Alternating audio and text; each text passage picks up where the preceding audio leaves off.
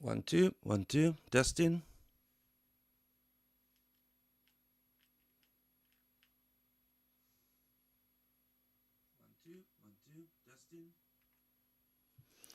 And we have sound. Good.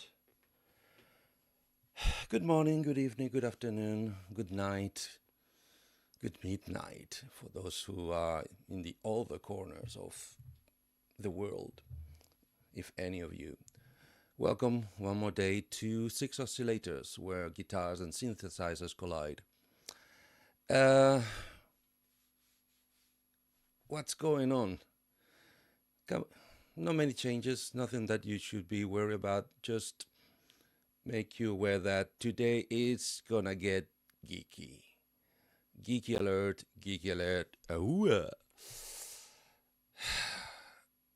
I decided, mostly for my own sake, because I need to go through the motion, but also because I understand that it could be helpful to somebody somewhere, like Mr. Starsky Guard would say. What I'm gonna try to attempt today is to show you the whole process on excruciating detail with all the mistakes and all the queries and all the blocks in the way that you might find if you try to create a patch from zero in the Roland GR55. Okay, as usual, full disclosure, no piece of gear that I'm gonna use, show, or you're gonna see on the screen has ever been given to me on any type of level. Everything you see is being paid by my own money, and my opinions are my own. I don't know everything, I just know a bunch. And if you think what I'm saying is not accurate or could be nuanced or expanded, please help. I'm here to learn also as you are. And write down in the comments live as we go, or later on whenever you watch this this thing we call show, and let's get all the knowledge together in one place as a community, because that's the whole point. Why I'm doing this show, why I'm trying to bring appreciation, explanation, and or appreciation for all those things that we can hang on from our necks: guitars, bass, guitars, anything that is not the traditional tabletop layout. Why do I need to do this process for myself? I come to the decision that I would like to dip my little toes in the water of this phenomenon that is going across, well, to my knowledge, at least across two countries. I think it's more than that, but I'm only aware of two countries, of the EMOM, Electronic Music Open Mic Night, or open mic session, at whatever hour it might happen. So I decided to fish A very, very old project, as in, wow, almost 2 decades and a half, that I put together when I was younger, leaner, more stupid. I was about to say wiser, definitely not wiser. More stupid and more full of energy and creativity, which consisted on a on a handful of what you would call backing tracks, as in songs that I did on my own, uh, not by my own recording per se. I used for them to create them originally. The first DAW I started ever to learn and handle and understand how digital sound and digital music recording and processing might happen. Long time ago, circa Windows XP, called Music Maker from the software company called Magic. Why it's important to nuance this? Because although the one I acquired was version number 5, and version number 5 was capable of audio recording, I don't know how many tracks had it was it capable. I don't think I never went past 2 audio tracks. The whole ethos of that DAW or software or music producing software, it's to create music from libraries of music that other people have recorded beforehand. Uh, and in the case of these tracks I put together, there's various degrees of real time recording, but it's mostly collages, as a collage of little snippets of loops or sounds or effects, audio effects that I decided to edit, put together, copy, paste, multiply, stretch, uh, at, just to my heart's content, and create a series of songs that I was planning to use, and I might have to use again as a backing track uh, for me to be able to perform my guitar playing, standard guitar at the time. I wasn't anywhere near uh, guitar synthesizers or even guitars. Even back then, I could barely understand medium, since Magic didn't really manage outboard MIDI elements or hardware or gear of any kind. Everything was content, because not because the program couldn't do it, but because I didn't have anything else apart from the computer. So uh, I had to make do with whatever was already inbuilt in the system. So at that point, I barely even couldn't understand MIDI or what MIDI was in the first place. But I could use the plugins. So, and that's what I did. And I created, as I said, a handful of backing tracks for me to play a whole lead guitar centric motif, patterns, melodies, to create an instrumental track.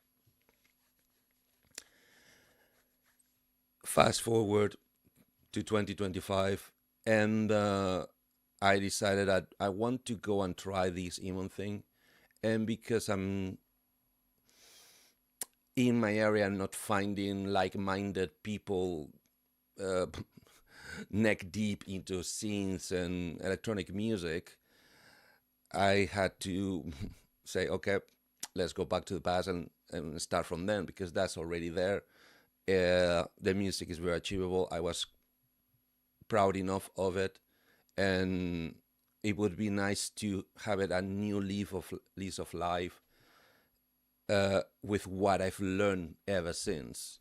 I might tweak the backing tracks, I might even remake them or re-engineering any one of them from scratch with the tools I have now at my disposition, or just make it easier, stick to the backing tracks as they are, but then use the guitar synth, the GR55 mostly, and or combine with my custom units to not really rewrite the music per se, but to give a complete new dressing, a new presentation of the sounds that that I would perform on top of those backing tracks.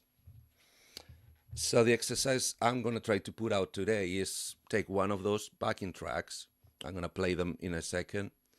Um, I'm going to play it in full. It's on the long side of things, because the lead work is written for it. I thought it was not boring.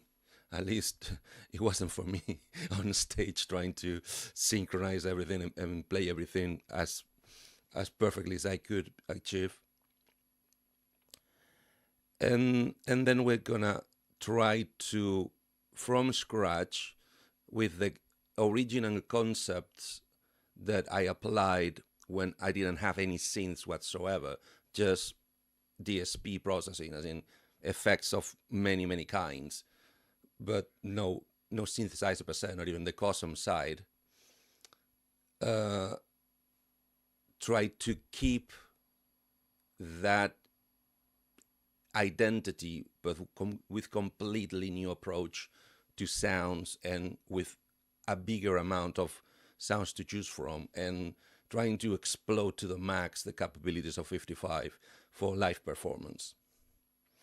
So, with no further ado, I'm gonna let you, although I might not have something you can watch in the meantime. I mean, it's not gonna be fun, but what I could do is let you watch the cassette rolling, because I'm gonna explain in a second. Let me see if I can do this.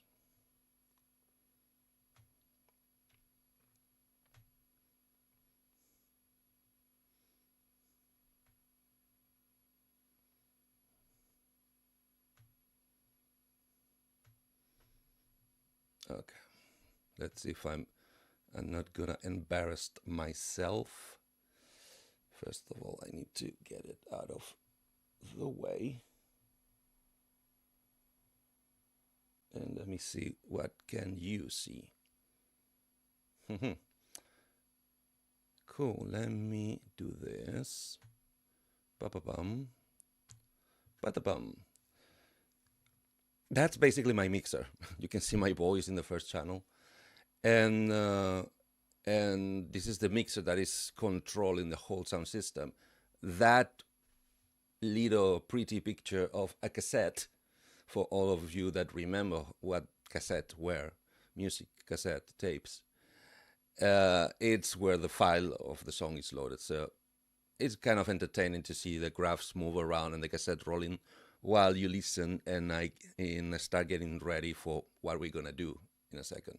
So first attempt, Take and I are not really friends, so first attempt to try and play back. I'm gonna try to monitor that is actually getting to you, and wish me luck.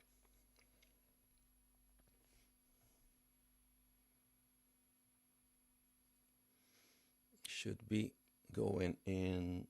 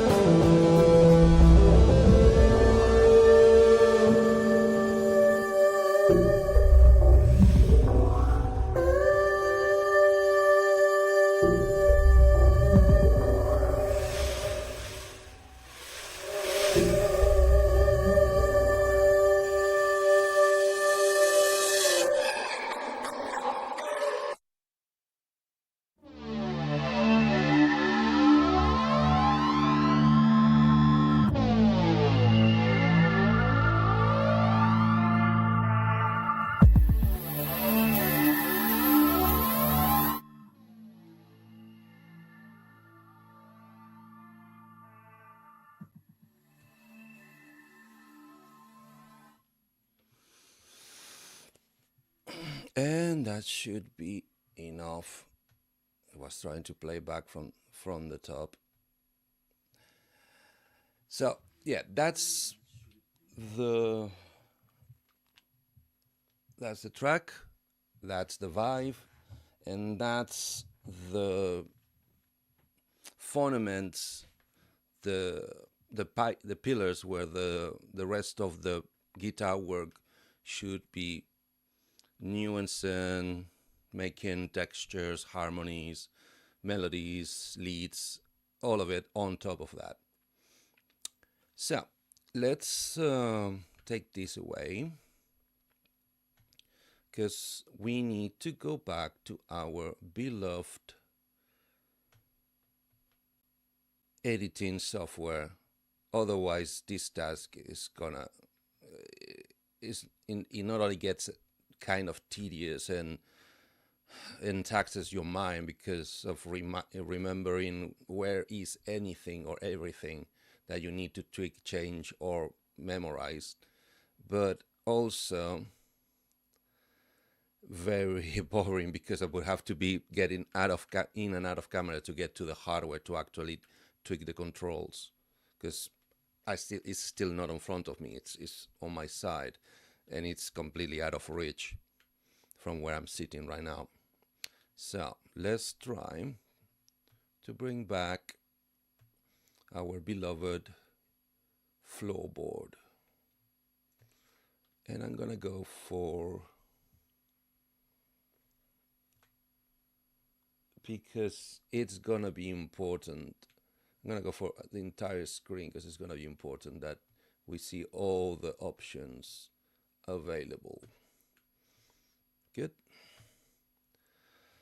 And we're back. Not this one, because we want a lot of it. Yep, GR55 editor from this wonderful person, which is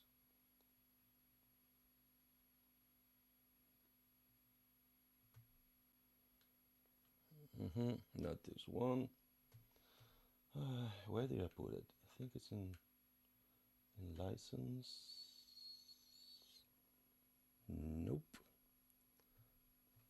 I think it's gonna be in about.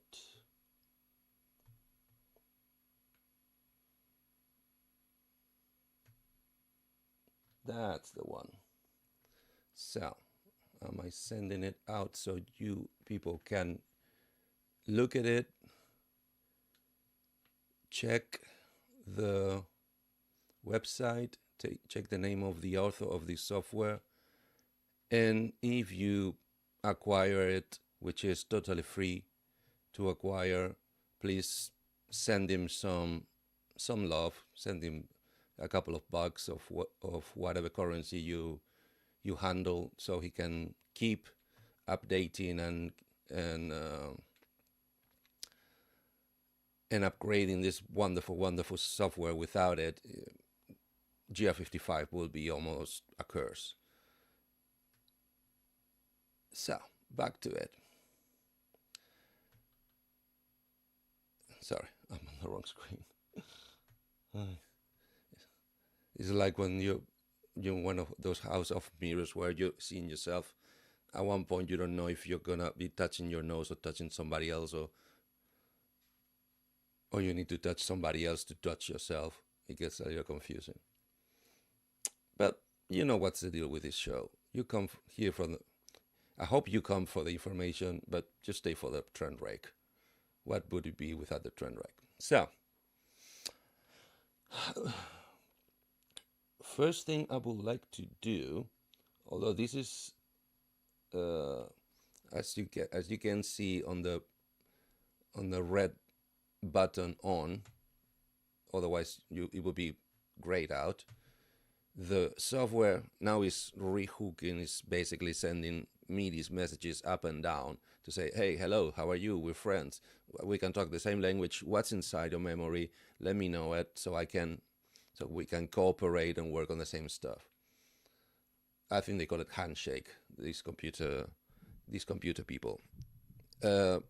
If you can hear me, if there's anything you can hear or is any problem with the sound, please let me know. So, what I would like to do, I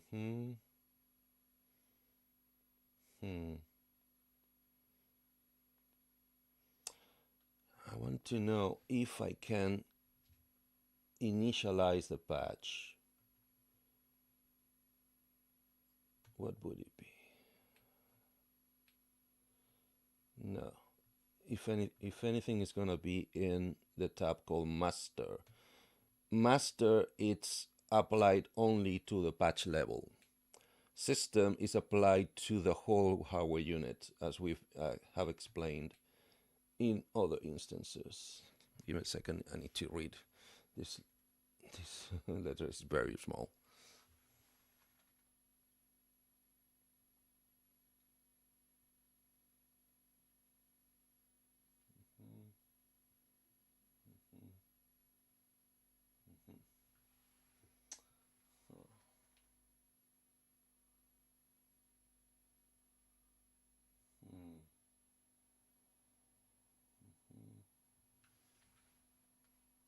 Okay, I cannot see.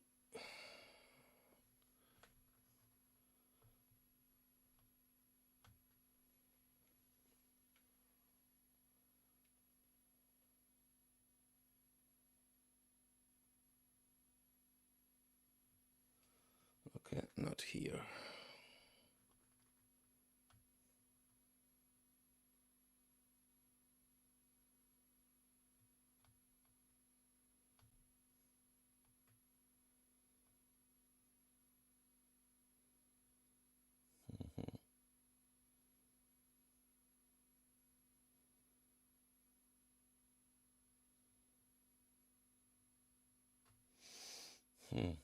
I can't see.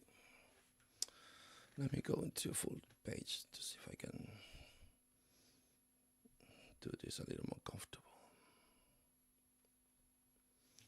Full page, sorry, full screen.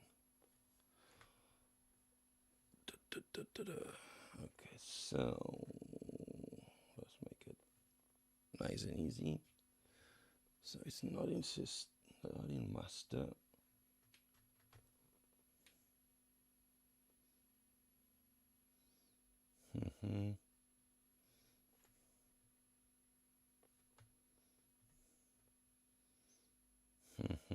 Oh, I think I found it. This function, it is in the GR55, but I don't think it was in the first iterations of GR55 editor in Floorboard 55. Therefore, I never used it, so I'm gonna try right now. If I hit initialize,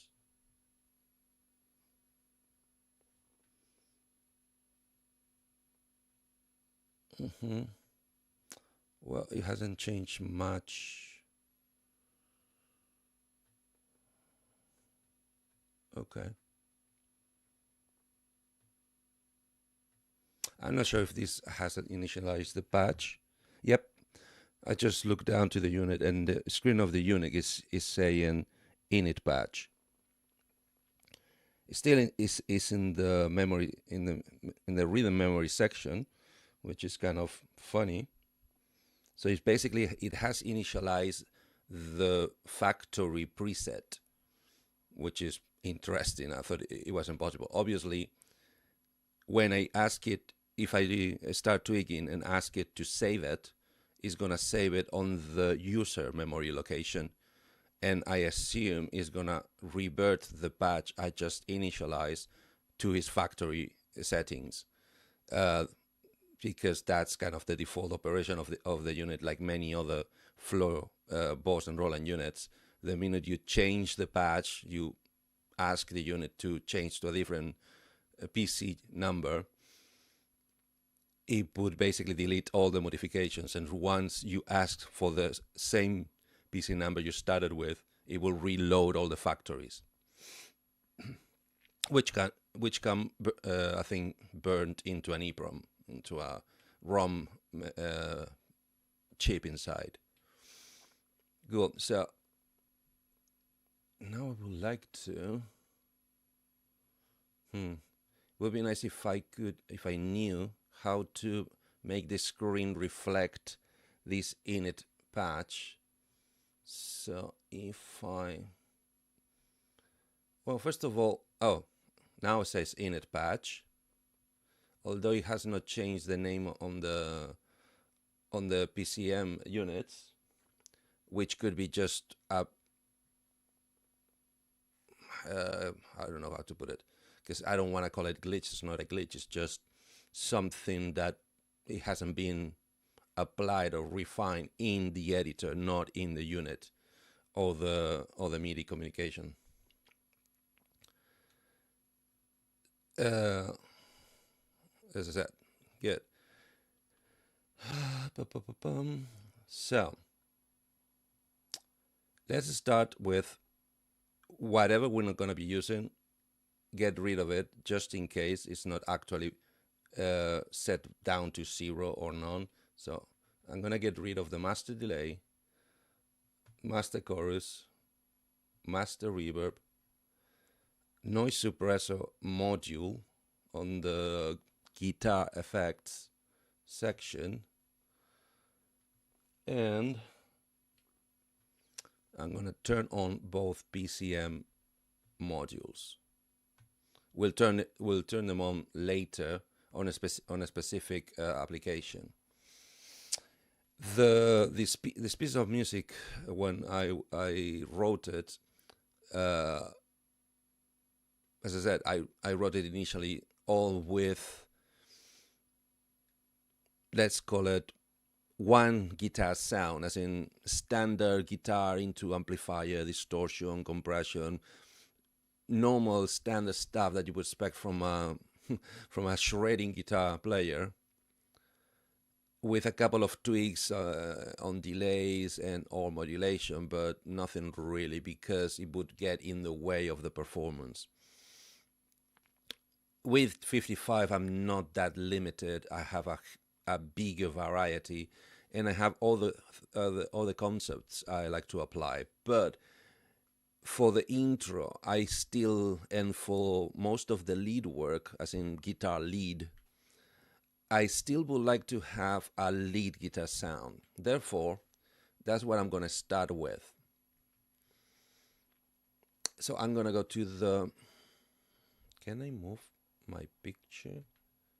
Because it's right on top of the image I need to see. Why can I do this? Yeah, but that's not what I want. What about this? Yeah, that could be a little better. Okay, let's try this. And back to where I was. So first thing we're gonna do is I need to get the guitar pickups, the standard guitar performance or execution. I need to get it online and have it at the ready. So first thing we're gonna do, we're gonna engage the normal pickup module. Once again, this is not a sound engine, it's just the ability of the magnetic pickups of the guitar to go inside the DSP part, custom based, of GR55. So we're telling this patch particularly, although as I said, it says rhythm patch 16.3, it won't be recorded there. It will be recorded in the user section once we want to save it. So we're telling this patch to, hey, I'm going to be using the magnetic pickups, the original pickups of the guitar, so let them come in. So in this visual module, this silver plate, what you see is if the magnetic pickups are being passed through to the unit to be processed, I don't think there's any options. Yeah, there's no options to choose in that label because it's just a notification of what are you dealing with. This potentiometer, it's kind of the mixer in between all four multi-timbral parts of GR55. As we've mentioned many times, the first two tabs on the top are two PCM sample bass synthesizer engines, digitally of course. The third one is the custom modeling that could either transform the guitar into a different guitar or even into a analog-ish, obviously virtual analog, because we're talking about a digital engine here. Everything is digital in 55, including the filters, including a synth-ish virtual analog, extremely fast and responsive type of synthetic sound or synthesizer sound. And the fourth is just sound processing of whatever the magnetic pickups send. And those potentiometers are kind of the proportional volumes that those sections will have in the final patch, because we might want to have them on a very specific proportion of volumes, or we want to be able to change the volume as on the go through the performance. But it's important to have that little 4-channel mixer of each engine on its own. To my knowledge, well, the normal pickup tab and the custom modeling tab, they're technically monophonic, although once you put them through the DSP effects, they become stereo. But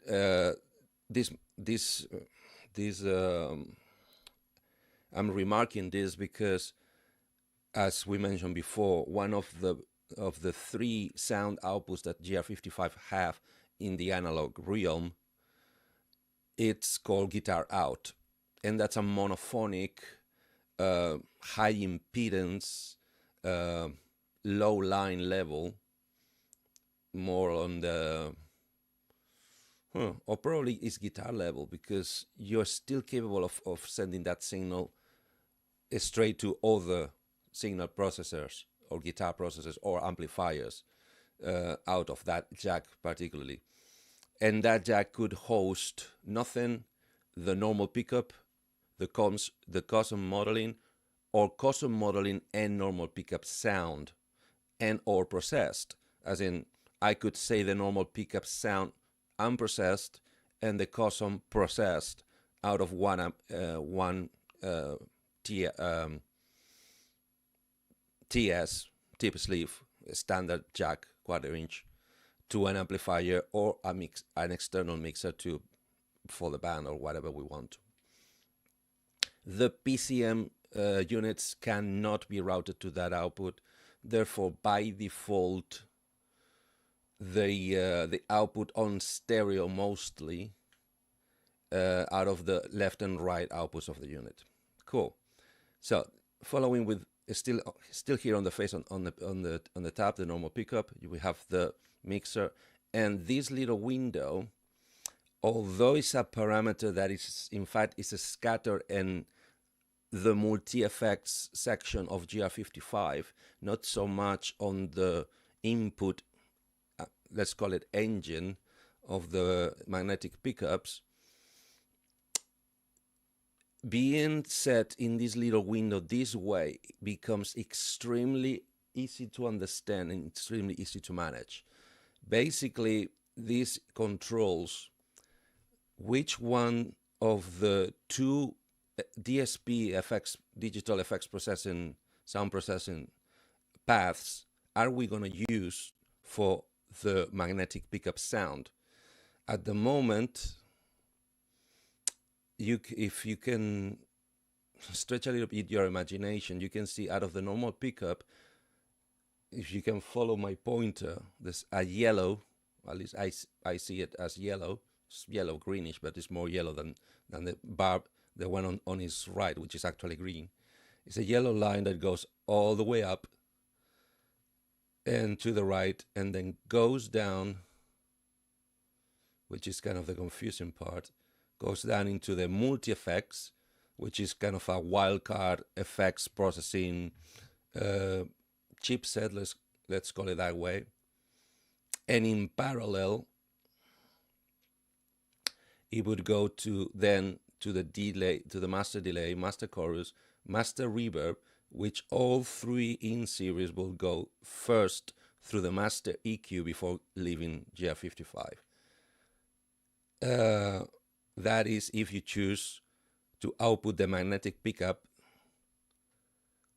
In fact, sorry, I know it's confusing to understand what I'm talking about. Because the lines, okay, from scratch. This window allows you to use the multi-effects DSP or these three blocks on the bottom, which in fact are specifically tuned to process guitar type sounds, as in electric guitar, acoustic guitar, bass guitar. These three blocks are specialized on amplifiers, distortions, modulations, noise reduction, and the type of effects you would want to apply to a guitar tone, to an electric guitar tone in general terms. The other label MFX, it's a wild card that it's high quality enough to be able to process any type of sound, anything from vocals to pianos to organs to anything. It's fully band and is tweaked to be open and less intrusive when the three blocks underneath the amp, NS and mod, are more colorful and designed to enhance whatever you put through. But being a fully digital unit, they decided to give the option for the user to decide what goes where. In the unit, it's by the means of a kind of quadruple level send. Yeah, basically a 4 output auxiliary send of each of the 4 engines. Sorry, not 4, but 3, which is these 3 options that we have here, which is basically bypass, means it's not going to go through any effects, and it's going to straight to the jack output that we routed the engine towards. And in the particular case of normal pickup, it could be either guitar out or left-right out. There is no panning, to my knowledge, so one of the possible uses you could do is, or one of the tricks that I think they miss with 55 is, if these 2 engines, Cosm and normal pickup, would have the capacity of panning, you could send left and right to a main mixer front of house, having the guitar signal, as in the magnetic pickups, on one side of the panning field, and the custom modeling, as in the bass guitar, if you choose so, on the left side, layered, obviously, because there's no more connections out, layered with whatever PCM tone we also feed in left and right. But at least the front of house will have a little bit more control over which one to favor or which one to EQ differently, or even process differently. But they don't. So they're basically either mono through the guitar out jack or center through the left and right. That's your option. So this box will basically gives you the option to this block I'm pointing at the moment, which is this one, to send to no effects, as in clean outside the unit, hardware-wise, to be processed on a different unit, to go through the amp and modulators is modifiers. It's not really a modulation unit, because although it can do modulation pedal type effects, it does much more than just modulation. So that's why they call it amp modifiers, or through the MFX. But by the grace of these two tabs here, label structure, you could also, at the moment, the signals like the custom modeling is going to the amp mod, and then it's going to the master effects, delay, chorus, and reverb, but it's not going through the multi effects. It's like skipping it. And if you look at the orange line, it's using the pickup. Oh, because I changed the routing. At the moment, you see the little boxes, both the PCMs and the normal pickup is going to go through the multi-effects. But that means that it's going to go to the multi-effects box, then the master effects, and then to the output. Although it could also go to the modulation blocks and then to the master effects and the output. So basically we can choose, and I think it's by doing this. Yeah, I think that's what it is. So the orange line is basically telling that it's going to go through the multi-effects and through the amp mode and then to the master effects. But this green one, for instance, this that says is only amp mode, basically is going to just skip the multi-effects, but it's going to use the 3 blocks of the amp mode, then the master effects, and then out. The lines are still not too clear of how is it doing this, because it's really convoluted to actually draw all the possibilities. It's more clear to just read the box and understand that in structure 1, you can choose either or, go to the amp modulators or to the multi-effects. And I think in structure 2, well, this box doesn't help. In structure 2, you basically can choose if you're going to go through both or just the master effects, or none, basically. At least that's my understanding of it. So we're on the guitar. I wanna use the capabilities for the purpose of this exercise of 55.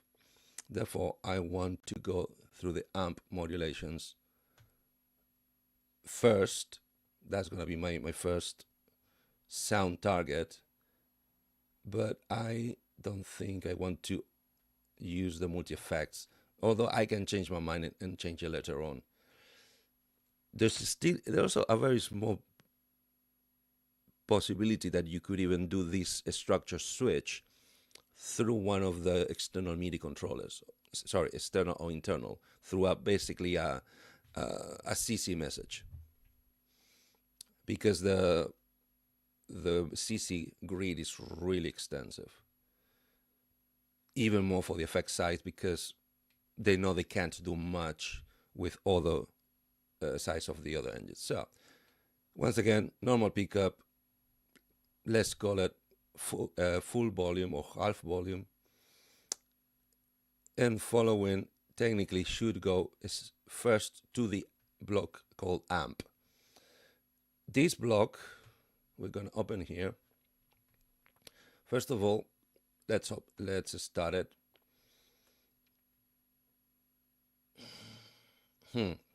So the first option you need to choose or decide is what type of amplifier, guitar or bass, of this list, which is kind of extensive, are you going to use to process your magnetic pickups. At this point, we're just talking about a standard guitar gear, a standard guitar application. So since I want a kind of creamy lead,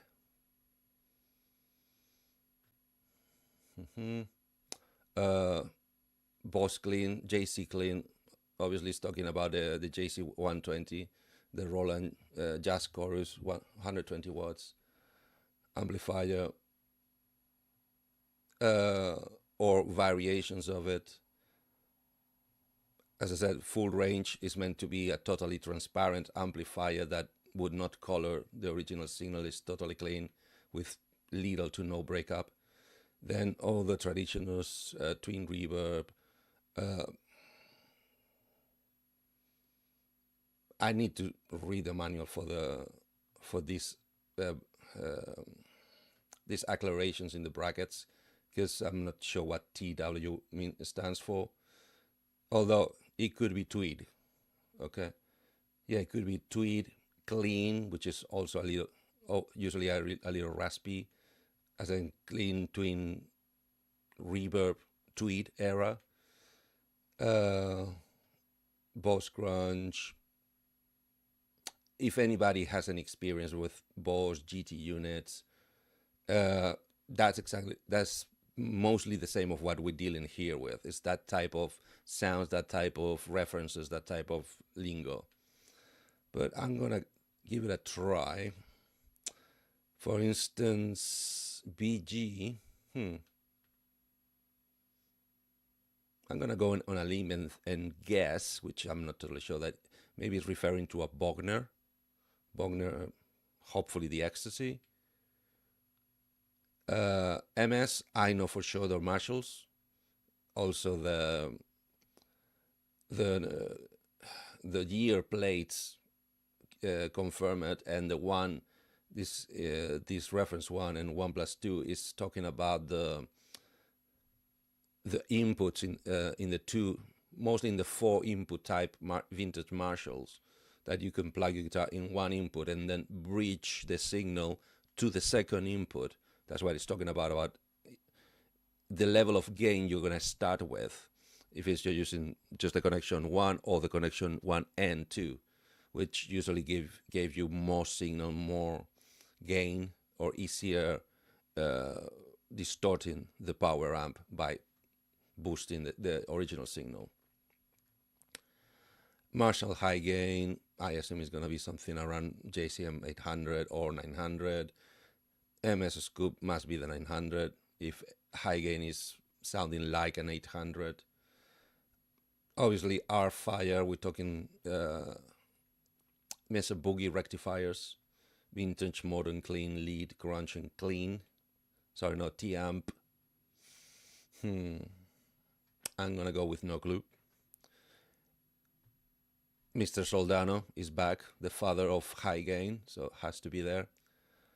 Lead stack and heavy lead, I would understand that it's basically based on all the types of Marshall, tweaked Marshalls possibly, as in Jose modified or any other modification of a Marshall that make them high gain. Boss Metal is an in-house sound, probably coming from the Cube series or the GT series. No introduction for Mr. Eddie Van Halen 5150. Let's assume he's trying to replicate the PB because it's gone through several manufacturers and several iterations. And all these metal ones, I mean, the fact that there's only 3 bass amplifier options can sound a little short-sighted, but let me remember that what we're dealing with right now, what we're dealing here with, is the guitar side. So these bass amplifiers are here to complement the custom modeling of your guitar into a bass guitar. So to be able to process and give a little more oomph or a little more impact or a little different character to the transformation of your standard guitar into a bass guitar tone and sound and tuning, 3 options, 3 generic options, as in clean, crunch, and high gain, should be plenty enough, because once again, you're in the guitar sections, therefore leads and melodies and arpeggios are going to be the predominant character. So you're going to favor the treble in the high content of whatever patch you create, and the bass is going to be just body or octaves to that sound. So in a way of speaking, a little more of an afterthought when you talk about the mix. So putting just generic amplifiers, not going to the extent of actually replicating and modeling real bass amplifiers, makes sense here in the guitar section. When we start showing the differences on the bass section, on the bass side of the GR55, obviously this option kind of inverts. You get more emulations of bass amplifiers and less emulations of guitar amplifiers, because in the bass section you can also take your bass and transform it through custom modeling into a guitar, and you might want to put a guitar amplifier to that guitar sound. Excuse me. So let's go. There goes nothing. Let's go for a Soldano. First of all, let me see. To use this engine, first thing you need to be, not learn or even be aware, just tick the boxes, go through the motions to check that. Let's see if I can put it in the camera. First, you have used the supply cable to connect your magnetic pickup guitar, your magnetic pickup signal into 55 through the little patch cable here. Okay, that little patch cable to send that signal into the 13 pin cable, 13 conductors down to 55, together with the divided hexaphonic. Obviously, you're gonna need also in the control unit this lever, all right, has 3 positions: synthesizer, which is fully up; guitar, which is just magnetics, no synth sounds of any kind. That includes the custom modeling, or a mix, sorry. So guitar, fully up, synth, fully down guitar. In the middle will play both custom PCMs and magnetic pickup, processed or not, whatever we set up. And obviously, remember to turn your pickup volume up. Choose whatever pickup is gonna be more suitable, or you're gonna be using for this patch. And let's see if we can make a sound.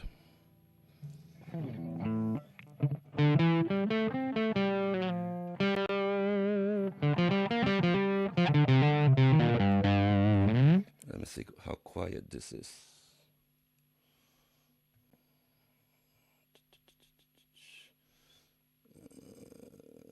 I'm sharing the screen, so this is not gonna be fun. Oh wait, no, I can do it different.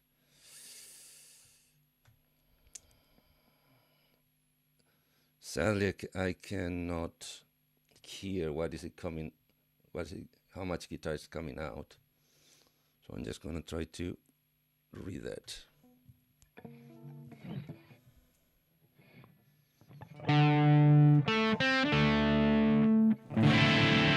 It's a little quiet, but nothing that a little amp tweaking can't fix. Okay, so let's go back first here and then here, right? So once you're in the amplifier module, notice that there's basically, there's 4 tabs or 4 boxes. One is just the fact that this capability is turned on. Basically, 55 is actually listening to the magnetic pickups instead of ignoring them. That's what this orange button means. Then is the preamp, which basically is the signal, is the tone, is the character, is all, most of your tweaking is going to happen here. This solo box, it's in case you want to apply a solo boost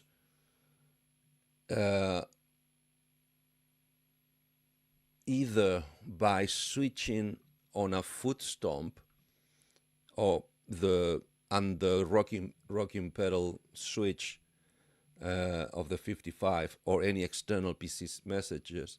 Although I think you can also trigger that through dynamics. With the nuance parameter, I think you can make your strong attacks and your strong notes use that extra boost of lead or even gain at will.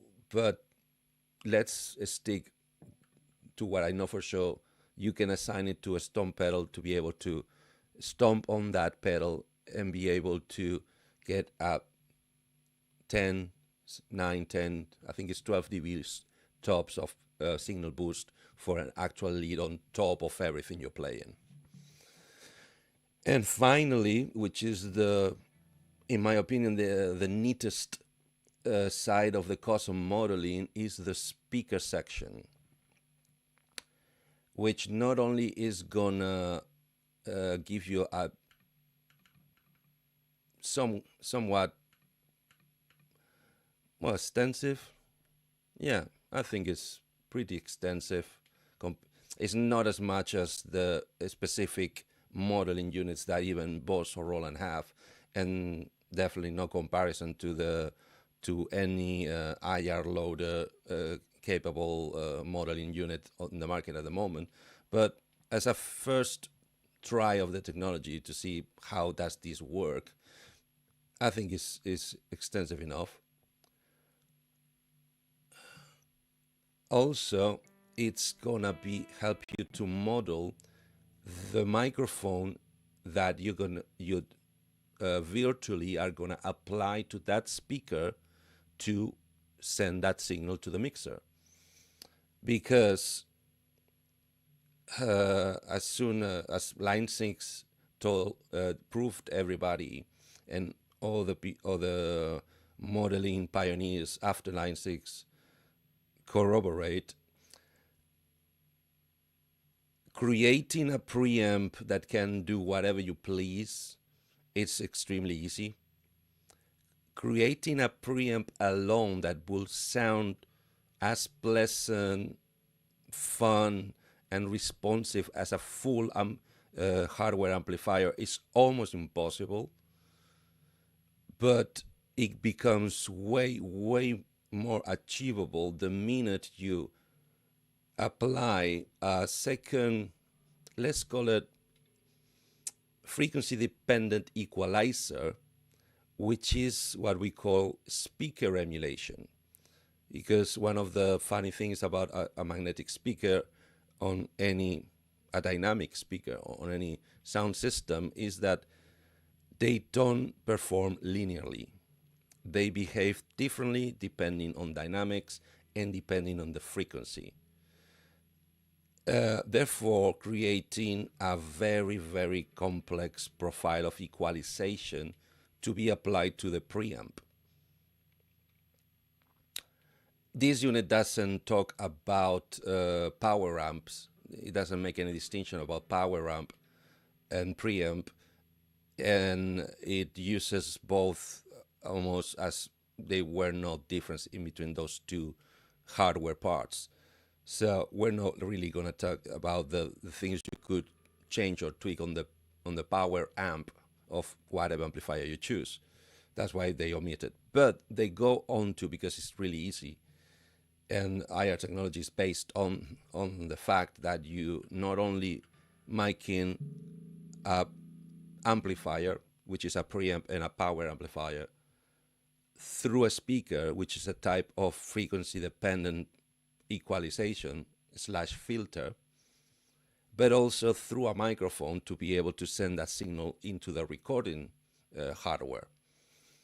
And obviously that microphone is also attached to a preamp, although most of the IR and modeling technology kind of dismisses the microphone preamp out of the equation, since most of them are recording straight to high quality analog to digital converters that technically they get completely out of the weight of the signal.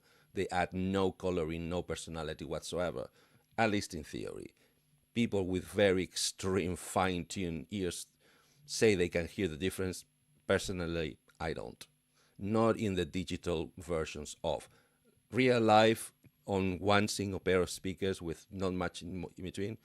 Yes, I can hear the difference in between mic preamps, most of the time. But when it comes to digital sampling or emulation or capture of analog sounds, I cannot hear it. The microphone and the speaker makes a bigger difference and a bigger impression. So, and on the speaker type, by default, the system goes to the original speaker. The manual comes with a detailed list of what that actually means. In the case of the Soldano high gain, I'm gonna go in a limb and assume it's a 4x12 cabinet, possibly with vintage 30 speakers or something similar of typical of the good sounding in the 80s. But we don't have any control on that. We only have control on the configuration of the box if we want to deviate from whatever is loaded by default. According to this menu, I could go take that original cabinet, whatever that is. I need to check the manual to get the exact details. I could feed it through the emulation of a speaker with one 8-inch open back, one 10-inch open back, one 12 open back, two 12 open back, then 4/10 enclosure means closed back, 4/12 closed back, or 8/12 closed back, which is very fairly standard and typical options that you might want for guitar tones. I'm gonna stick to the in fact, no, let's show the difference. So first of all, we said that the guitar was a little quiet. So I'm gonna go to the level, which works as a master. And let's get it bumped a tad.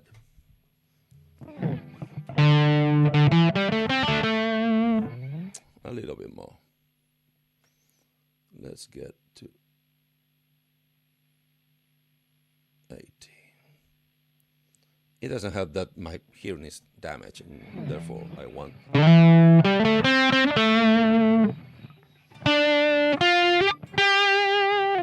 Okay, so I haven't touched any settings of the preamp. Is whatever it's loaded, or probably it's just applying the init settings to the specific tone of this amplifier.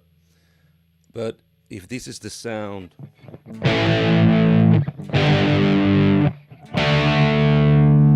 with the original speaker, that would be just the preamp without that equalization and microphone.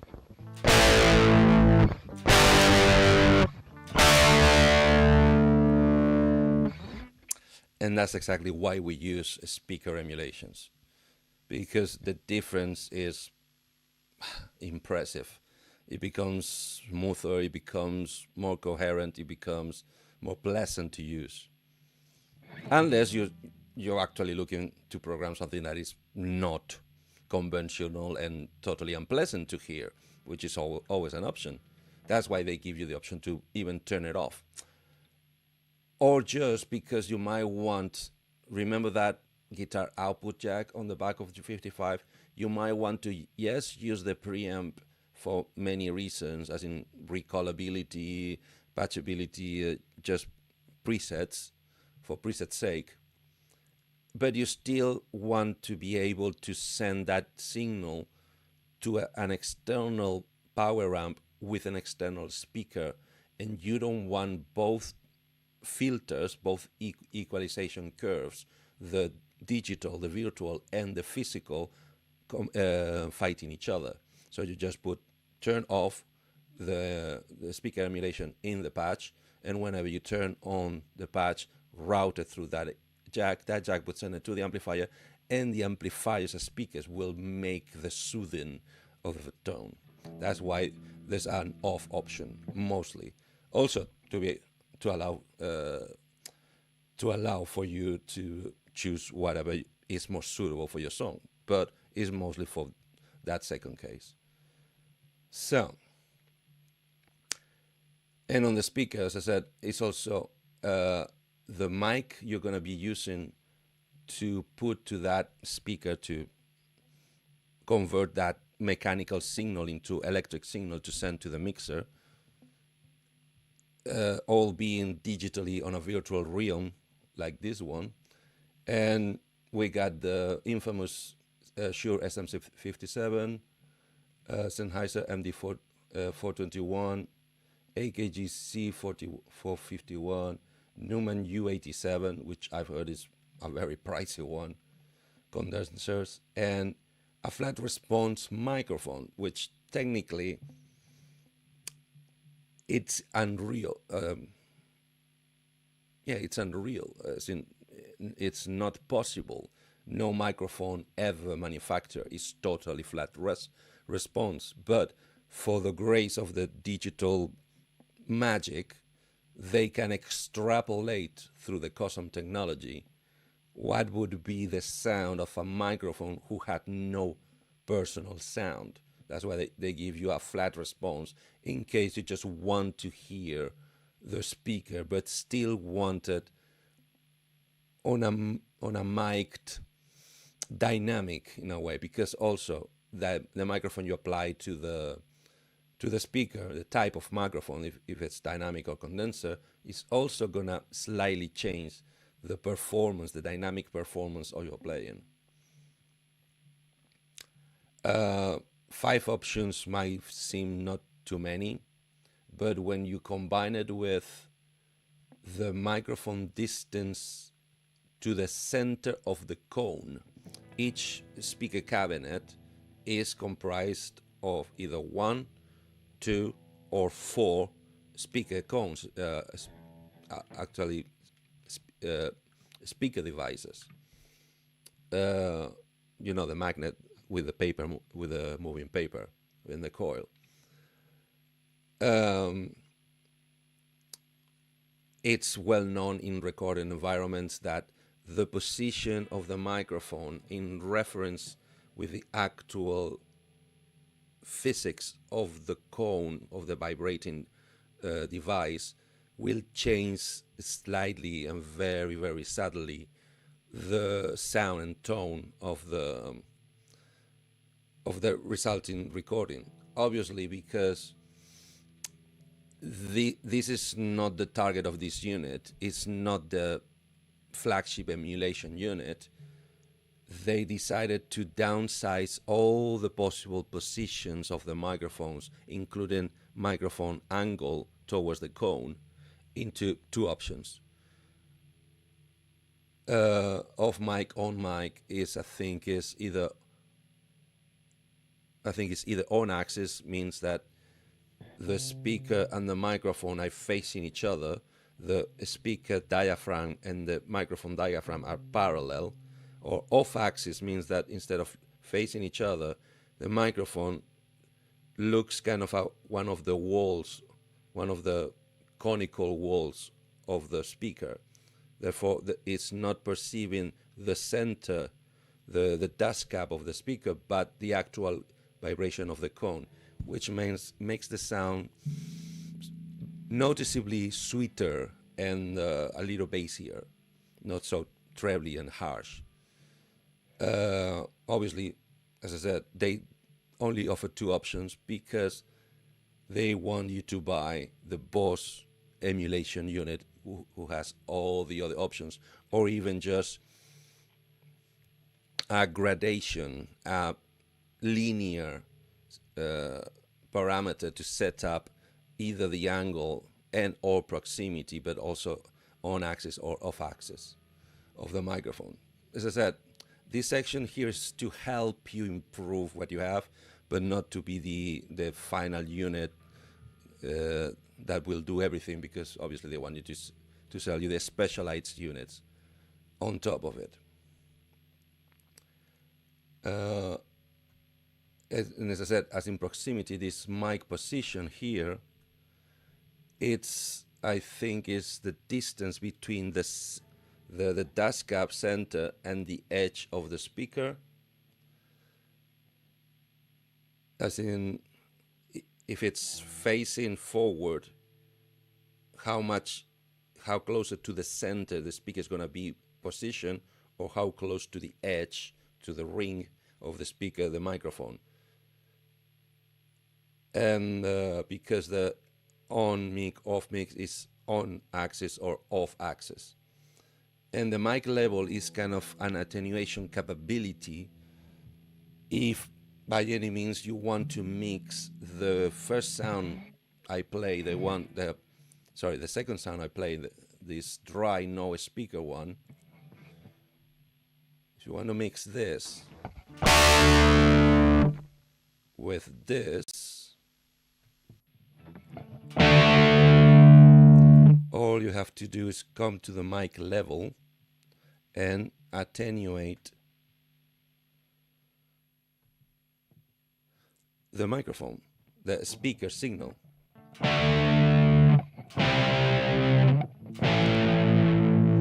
The more I attenuate the speaker, the closer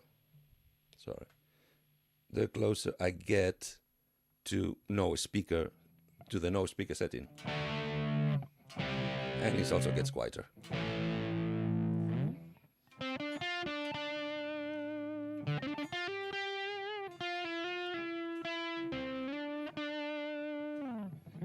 Okay. Let's put it back to where it was, 100%. Then, so let's go back to where all the tone is cooking. In this particular amplifier model, although it's common to many of them, not all of them, the parameters you have is, first of all, the gain switch, which is your starting point for gain that you're going to be using, or in guitar terms, which channel of your amplifier are you going to be clicking to. Multi-channel amplifiers or multi-gain level amplifiers have switches that will allow you to jump from clean, totally clean sound to driven or overdriven sound to flat out distortion sound, as in 3 steps, the whole gamut of gain that the amplifier is capable. So GR55 gives you the same option. Because I'm looking for a lead tone, I want to start already on high gain, which compared to the medium, which is the crunch that I was showing before, sounds more like this.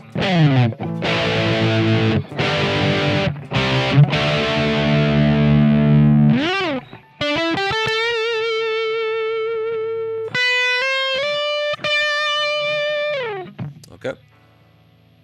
It's a little nuance, it's not much of a difference, because this control here, it's let's say, on the weak side of things.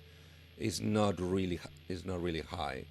So I've gone from a slightly overdriven to a fairly crunchy but not really high gain setting.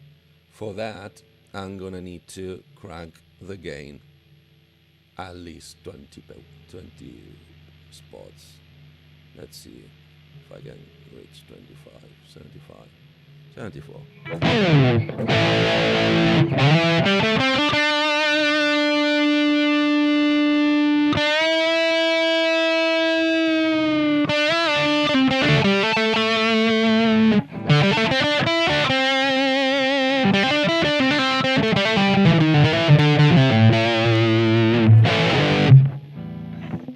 Not bad, but I want a little more. The length of the notes is still on the short side. I want something a little... Well, in fact, let me check that last bit of the range.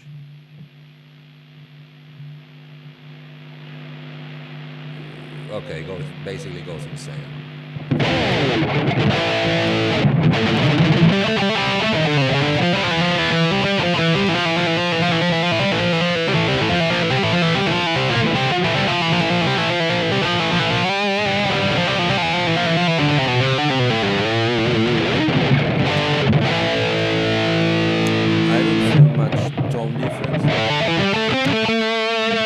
Started messing with the tone itself, but obviously the length, the note length.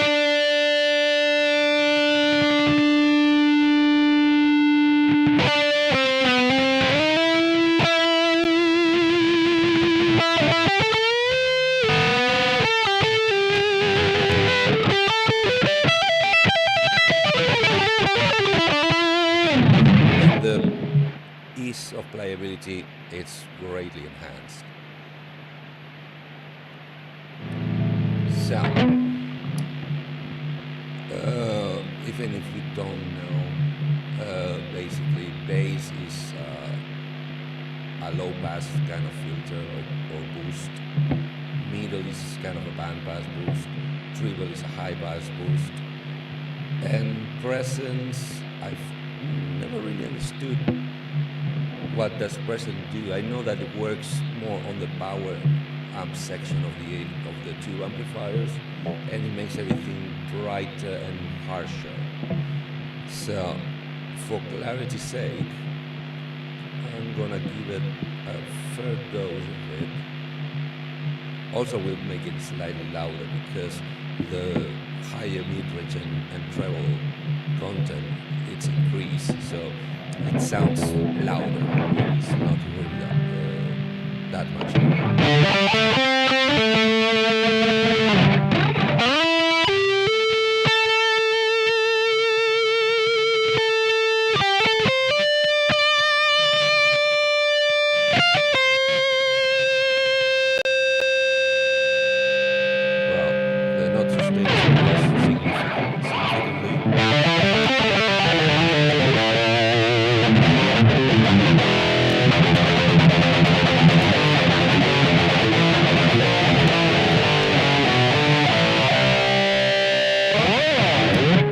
My bridge pickup. Let me hear how the neck pickup sounds with the same set.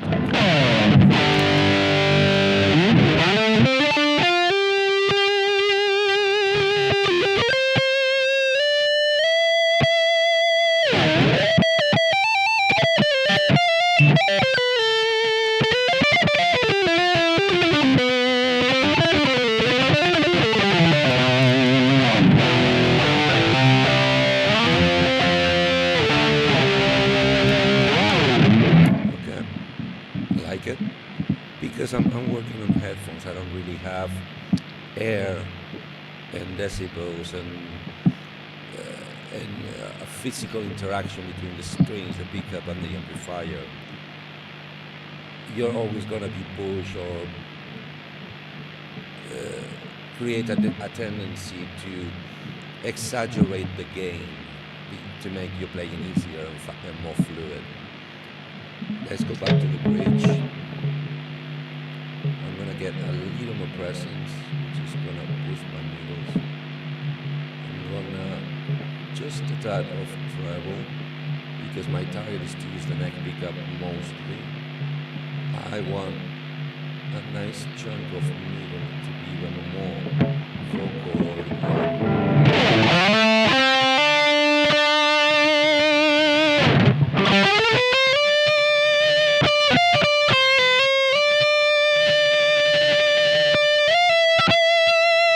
So this bridge setup is already really shreddy, but going to neck with the tongue completely open, it should go a little more violently.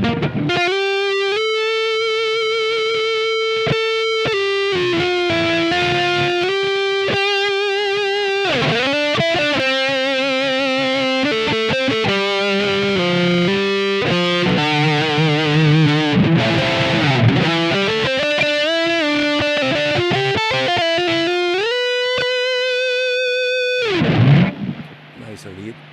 So I think I'm gonna back the gain a tad. Also to try to minimize that background hiss, which is there mostly because it's meant to be there. That's what an actual amplifier would behave like. The more gain you put into it, you're amplifying the silence, and the silence is not actually quiet. The silence is actually hissy. Problem is because it's a very minute volume, our brains dismiss it. But the movement of air, even when it's static, creates that frequency in our ears. That's what, when you equalize for mixing albums, when you start feeling with any frequency above 9 or 10k hertz, it's being most often called air. You're not really adding musical frequencies, you're adding air, that background hiss and openness that is also called. So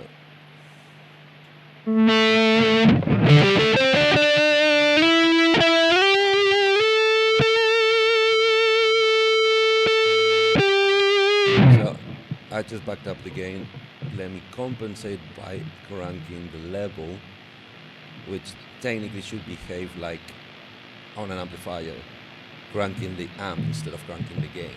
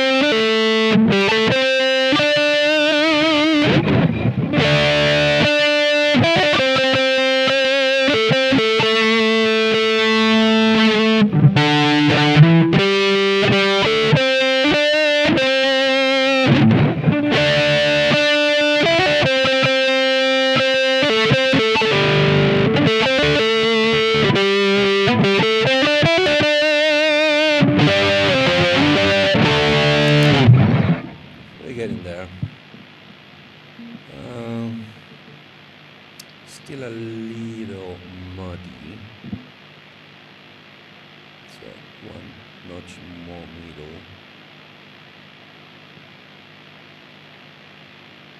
and a little bit of bass to try to make it sweeter.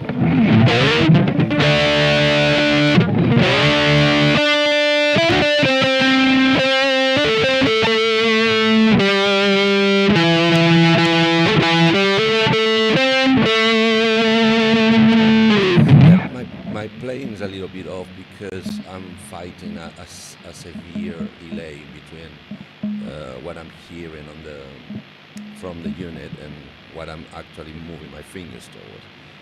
But it's getting really close. What would be the effect is the speaker actually make a change? Is really worth having all this extra speaker section? Let's give you a browse through just to make a point. So as I said, this sounds to me either the original speaker must be either a 212 or a 412, not an 8. Sounds a little smaller and little bottom for an 812. So I'm going to assume it's a 412 closed. What would it sound at if I change nothing but the speaker to a 110 open?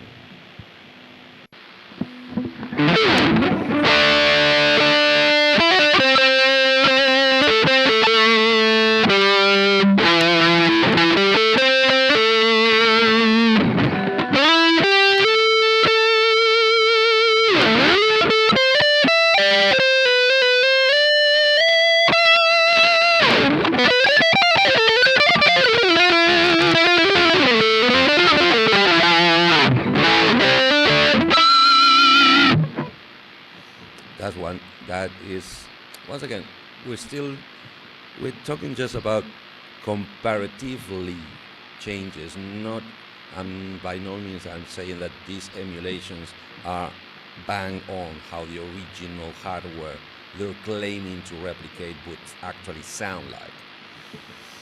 A little far from that, but at least as different from each other, it still makes a point of proving how dramatic these changes are. Let's imagine for a second that the original cabinet was a 212, but it sounds to me to be a 212 close. What about if we just use a 212, possibly very likely with different 12-inch speakers, but instead of closed, open? Let me just remind you, this is the original.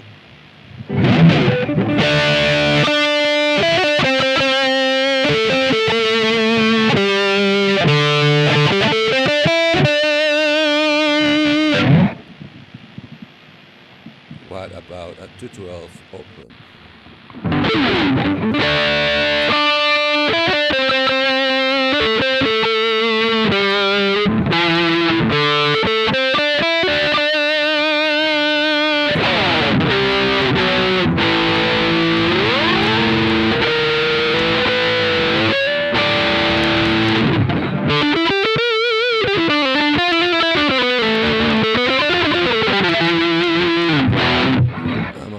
This guitar needs tuning. So, and possibly intonating as well. And once again, original.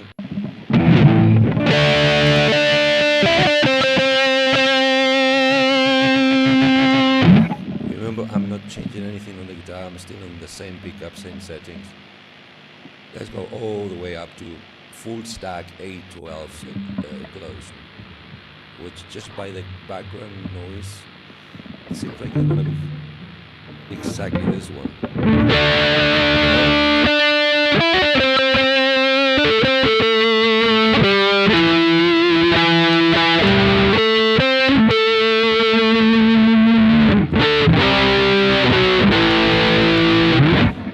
Yeah, as expected from a full stack, it's slightly sweeter, slightly rounder than the original.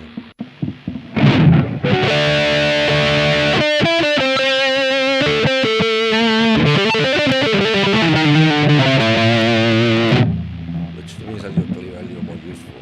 More like the Soldano high gain I expect to get from it. But for instance, way back to the original tone, and how drastic would be to change the microphone. So this is now loaded with a Sennheiser, a dynamic microphone, a big diaphragm dynamic. What happens if we go to the other extreme, to a condenser, which they're usually more transparent and more detailed and with higher detail on the higher end of the frequencies, all the way up to the highest emulation of a higher quality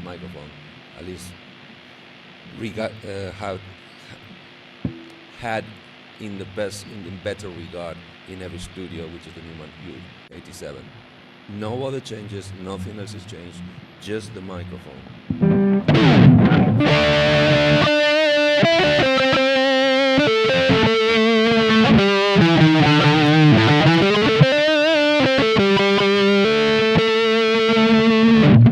Compared to the original Sennheiser dynamic.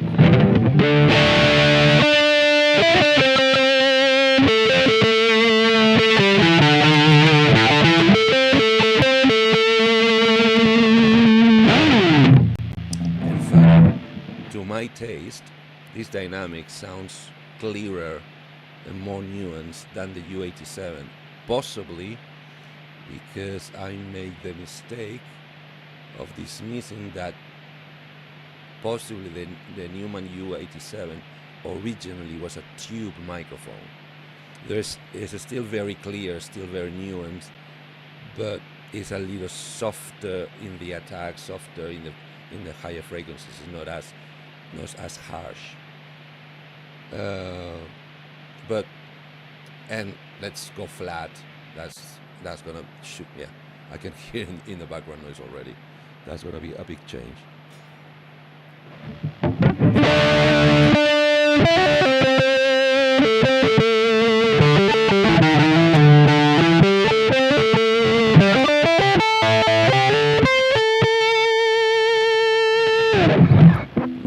Not such a big change. What I feel mostly is that the mid-range has balance with the rest of the frequencies because of all the tweakings I did, pushing the mids, pushing the presence, pushing the bass. A dynamic is gonna be a little more in your face, a little more push forward.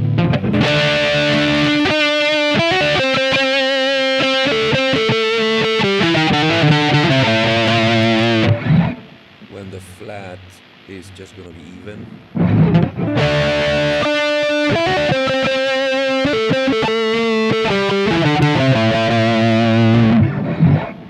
But you see the type of nuance that all this emulation of real hardware is trying to give you. Mic position. How a lot of people might think, what difference can it make if you just move a little bit? Because we're talking centimeters in, let's say, in a 12-inch. So in a 6-inch range, how much different would be to move the microphone 1 centimeter closer to the edge or closer to the center? Let's go to the extremes, okay? Let's set this bang on in the center of the speaker. Basically, the diaphragm of the dynamic microphone is face to face with the dust cap of the speaker.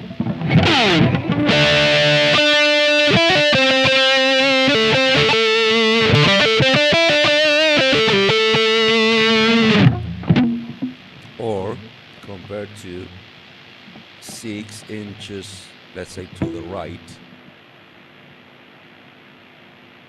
In fact, this is okay. It says 0, but I assume it's going to be 10 centimeters.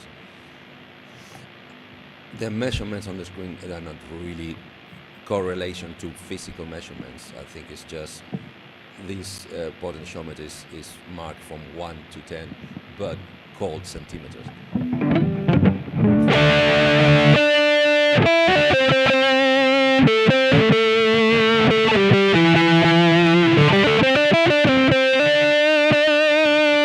Okay.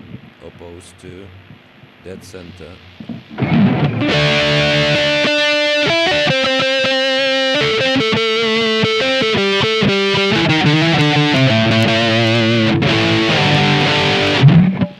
Does it make a difference? Hell yeah, it does make a difference.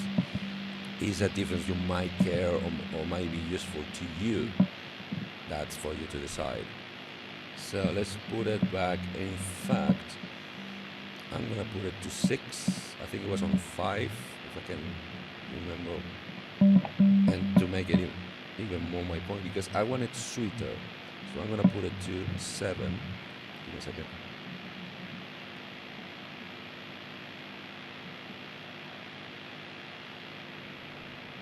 Okay.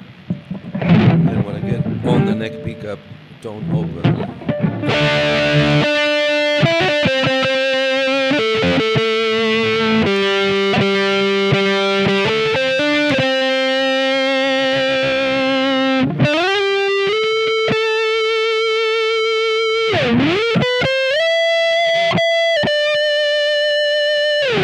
A little more fluty, a little more round, a little softer. Still in your face, still very present, still very cutting. Although, as most of you know, and the ones who don't know, I'm just going to tell you, you should never make EQ tweakings in isolation on the vacuum. You would want to do basically this.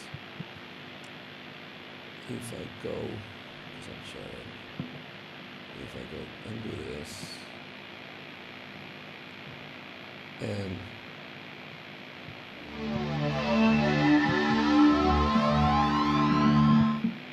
let me go a little forward. A little bit more.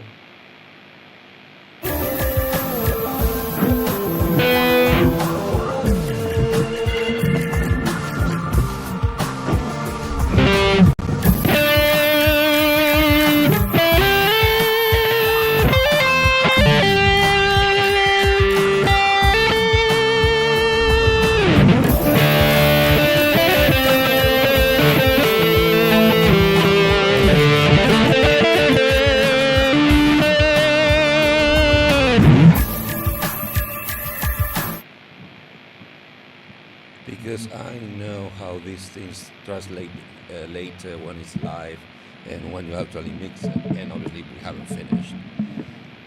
I'm kind of pleased of how close I've got already to it.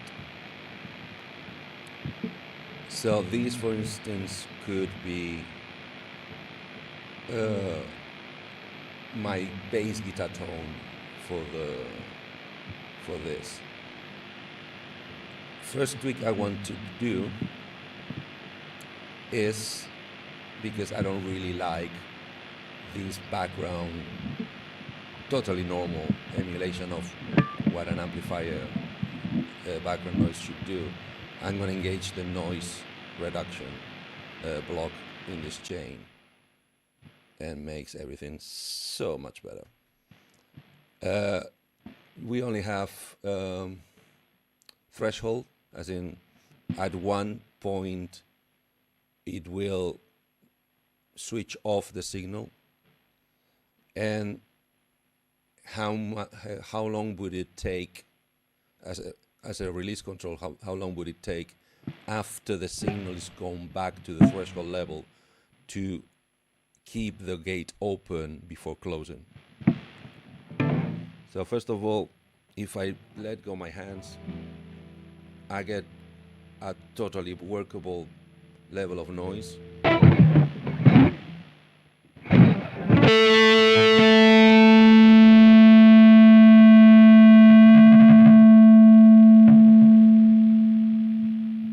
And the decay is not too bad, although I want to give it a smidgen more release. And possibly the way you work your threshold is very easy. You set the gate to 0.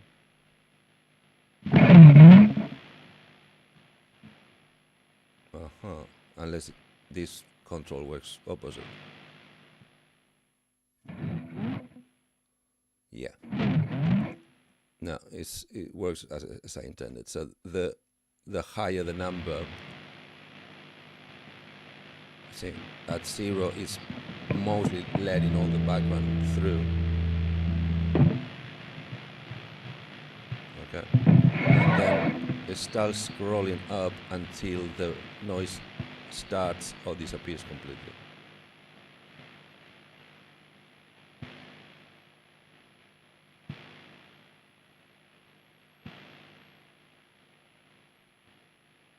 which is fairly what was already.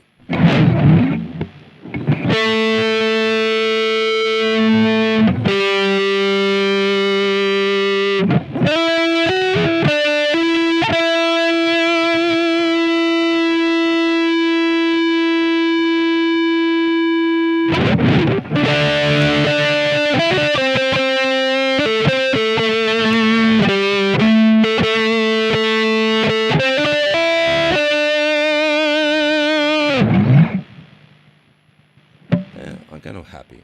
A little bit of noise once it's in the mix. I don't think that anybody would notice or even care about it.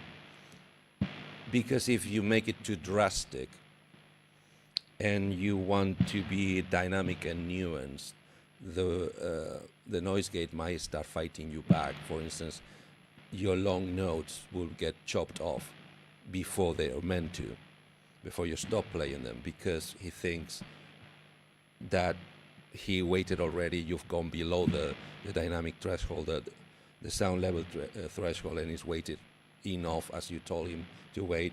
So if you try to go any longer than that, it's gonna basically cut you off and then re-engage, which is gonna start doing click clang kind of behavior, which is not really melodic or soothing or emotional. But I think as a starting point, where it is pretty nice. Cool. What else do I want here?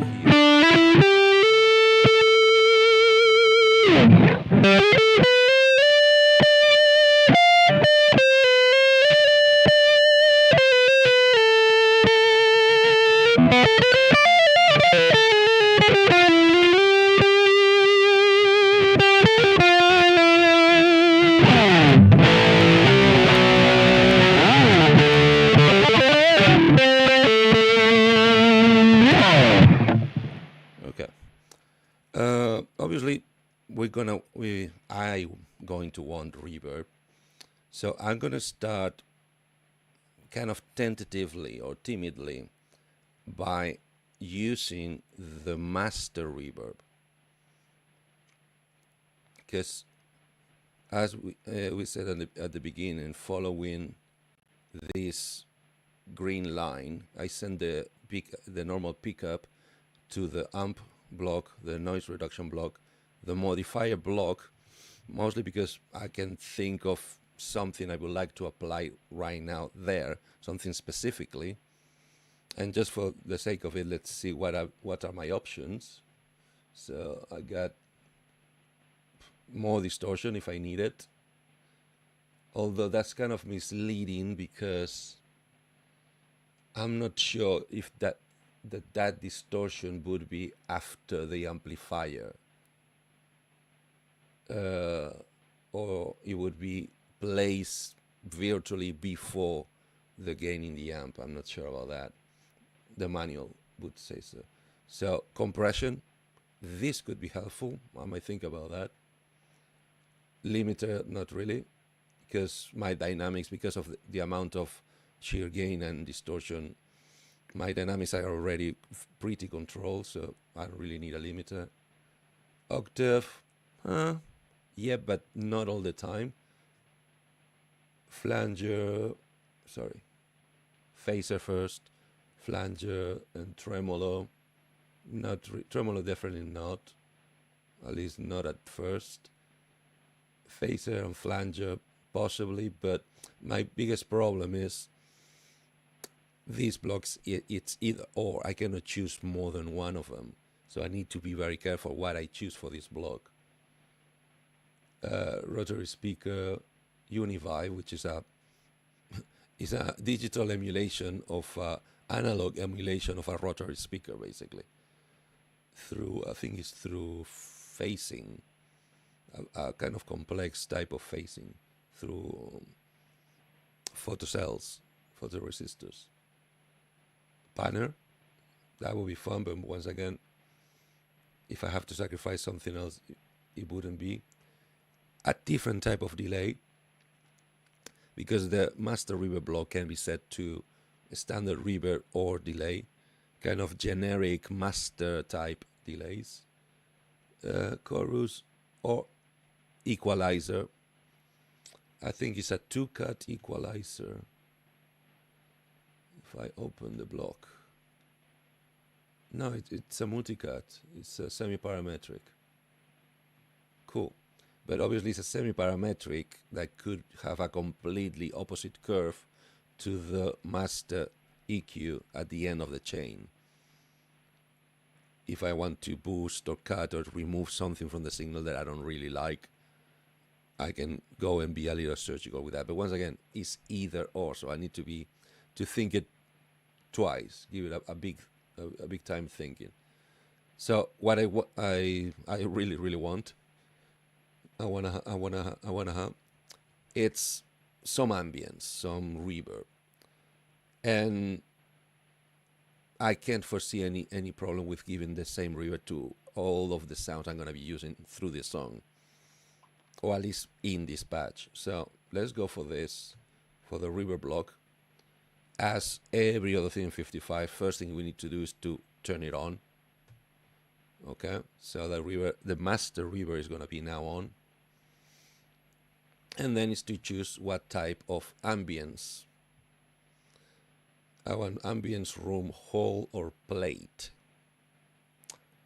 I'm a kind of a sucker for plates, so let's give it a plate setting first.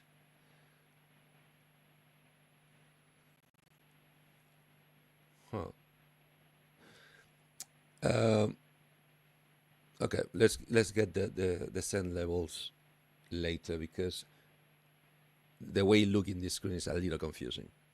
So I got a reverb time of 3 seconds, a filter cutoff, high cutoff of 6K, and I'm gonna go and even think that the level is the mix level. So now technically I should not have any reverb.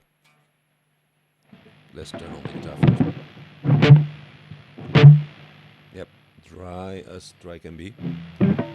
Therefore, I'm gonna start with a very wet, a 50-50, to get the gist of the reverb.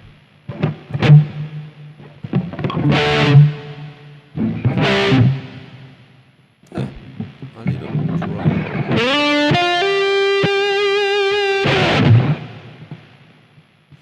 It's very much out of the way. Before, because although what I'm gonna be playing is moderately, well, I'm gonna be changing between very medium tempo and very fast tempo. I'm not gonna change the reverb time yet. I'm just gonna play a little bit with the mix. Let's go 50. Let's go 60-ish.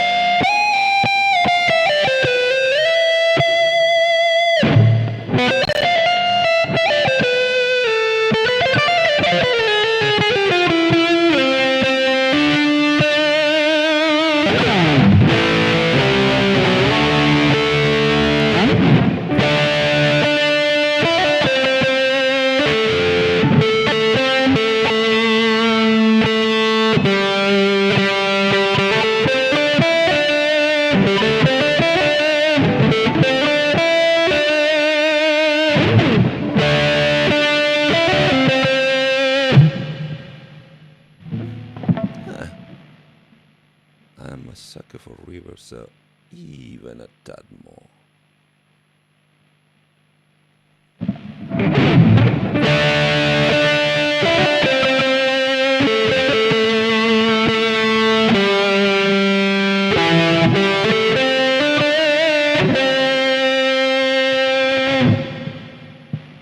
Yeah, I like it there.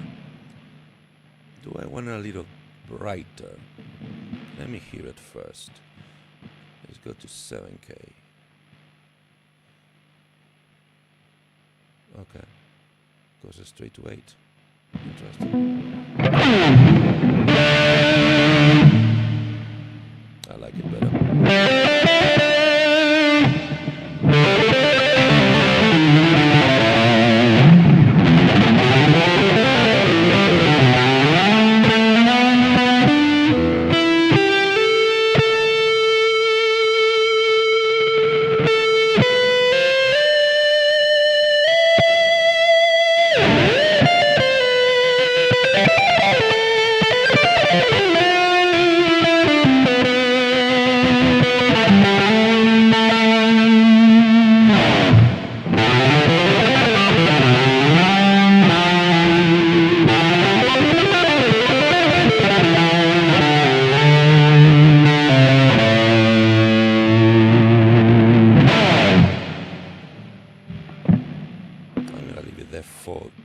Until I change my mind. So this is a plate. Good. What about if I go whole?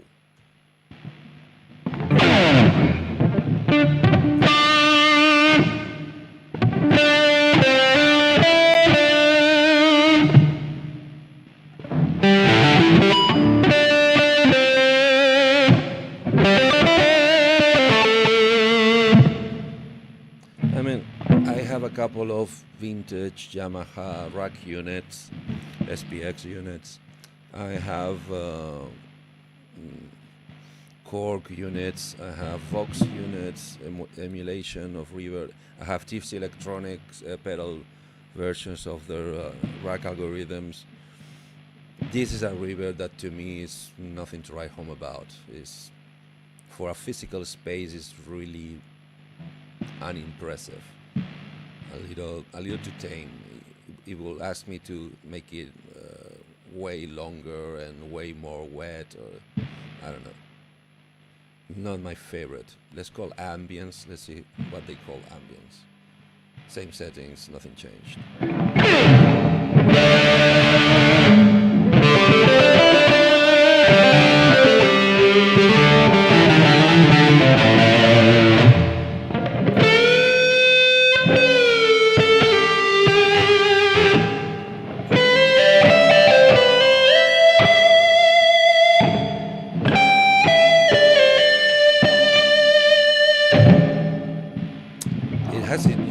But to me, this is a spring reverb.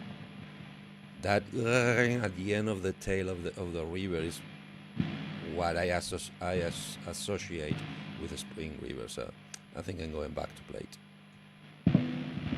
because that tail is neater.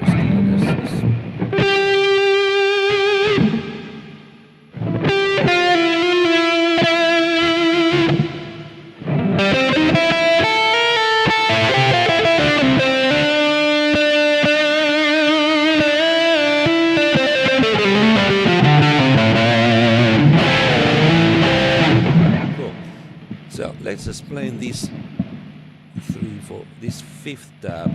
Let me turn down the volume. Send levels. What is it talking about? Why is talking about sending levels? In fact, this is not such. It's called send levels because I don't think if you go into the unit, into the 55 itself, you would find this setting here on the master reverb tab. This setting, I believe, is in the engine tab, where you choose what type of sound, what type of guitar, what type of PCM tone you're gonna be using. I think that is in the hardware where you find this setting.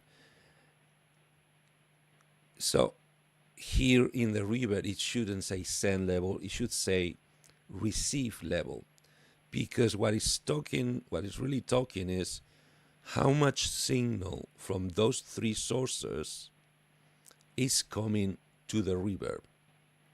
If you remember back when we started the path here in the silver tabs, this little box bypass amp modifiers and multi-effect, right? Which is basically where are we going to go through first, mostly. Going back to the reverb, we go back to it. Corresponds to these three sources. So if in the first box you choose bypass, means you're not going to go through the amplifier and modifiers, nor through the multi-effects unit. You want to go straight to the master effects. You just choose bypass, and the amount of that sound that would be fed, in this case to the reverb, is controlled by this bypass wheel. Why would I have this? What is the purpose? Why the duplicity? Why the confusion?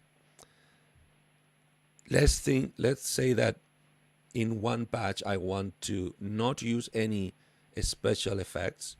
I just want the three master effects.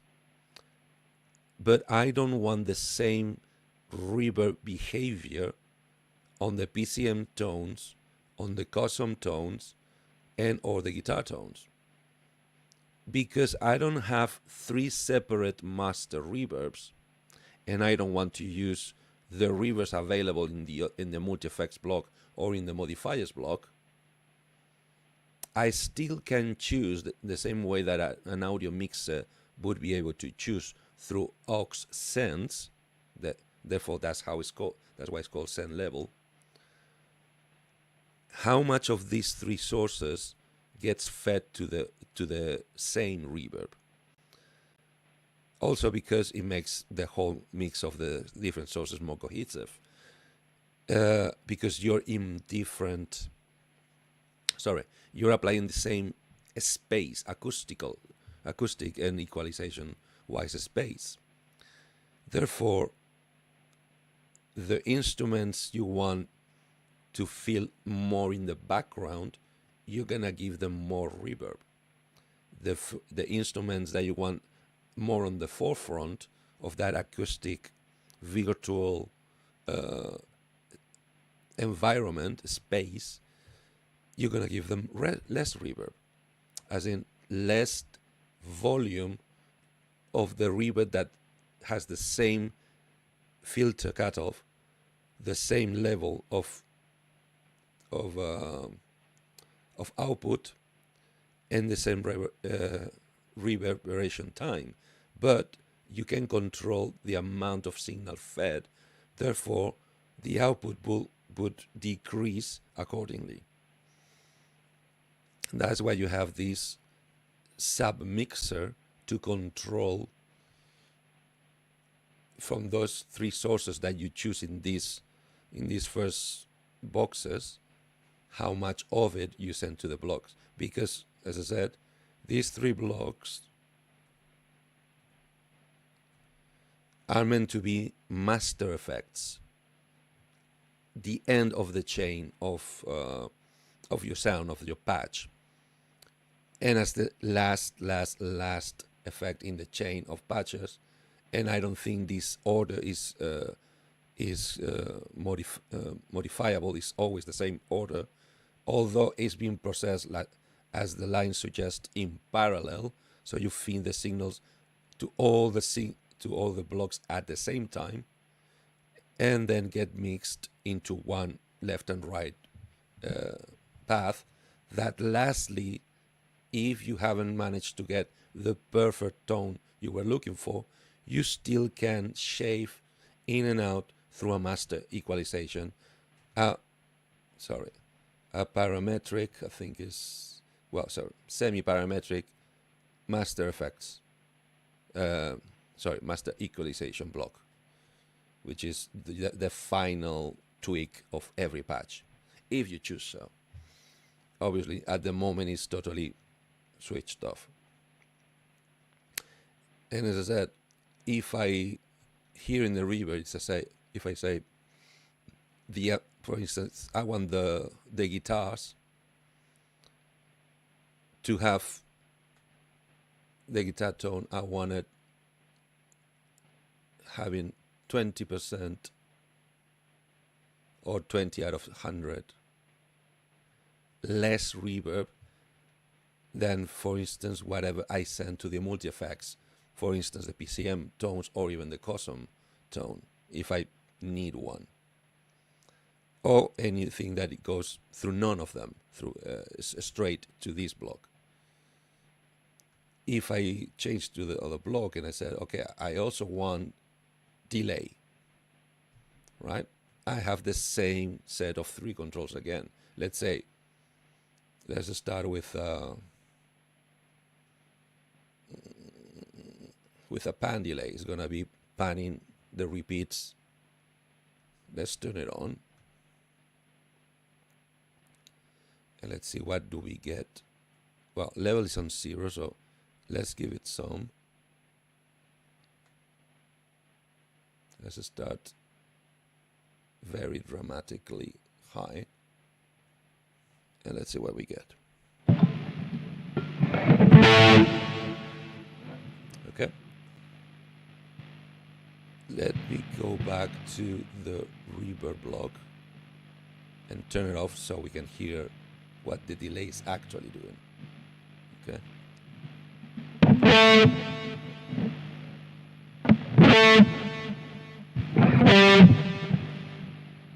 Okay. I don't know what you're hearing, if you're hearing on headphones or a nice stereo system, but I am only hearing one bounce on the left and the rest on the right. Let's increase the feedback to see if that changes. Basically, I'm going to increase the amount of bounces that it's going to be as loud as the original or closer to the loudness of the original. Now it's in 25. Let's go 50. This is a percentage of feedback.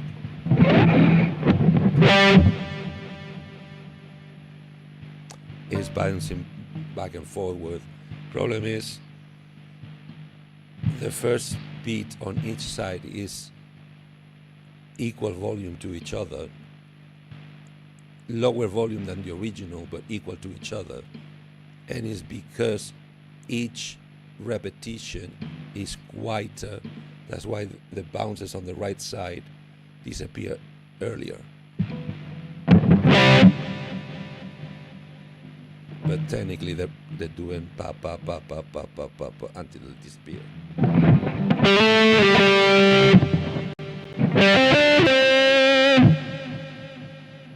Okay. If I max the feedback, it should be bouncing almost forever.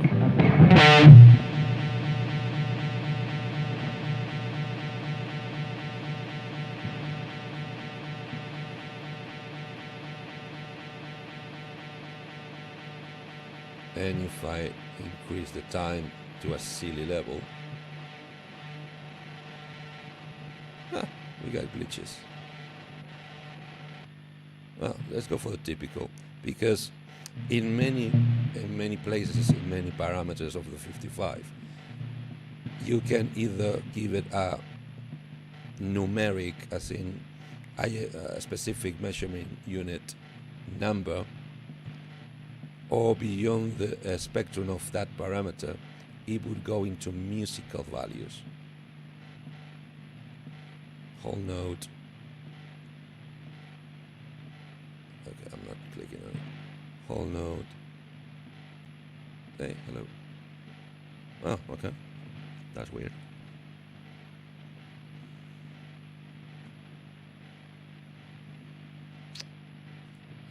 Doing this with a touchpad is not fun. It should give me more divisions than whole note. It's not letting me. Okay. Okay, then let's do 700.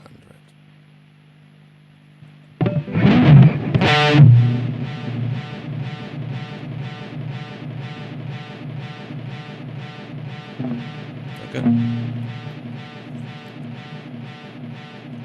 If I want the repetitions louder or closer to the original signal.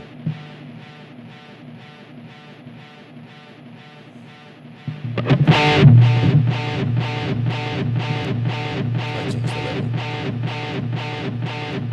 but that's not what I want. In fact, I'm not even sure I want delay for this particular. But my point was that then I can choose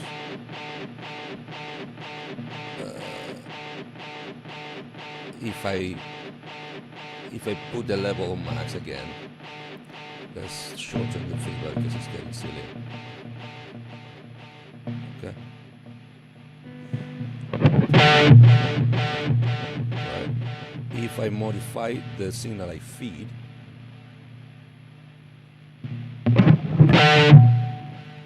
what I lose is the delay, not the original. That's the use of this control. How much signal into the delay do I want of each of the three possible paths that, or origins or sources that the signal feeding into this module can take. So as I said, at the moment I'm not sure I want that. I'm sure I want the plate reverb. And I'm fairly, at the moment, I'm finished with that block.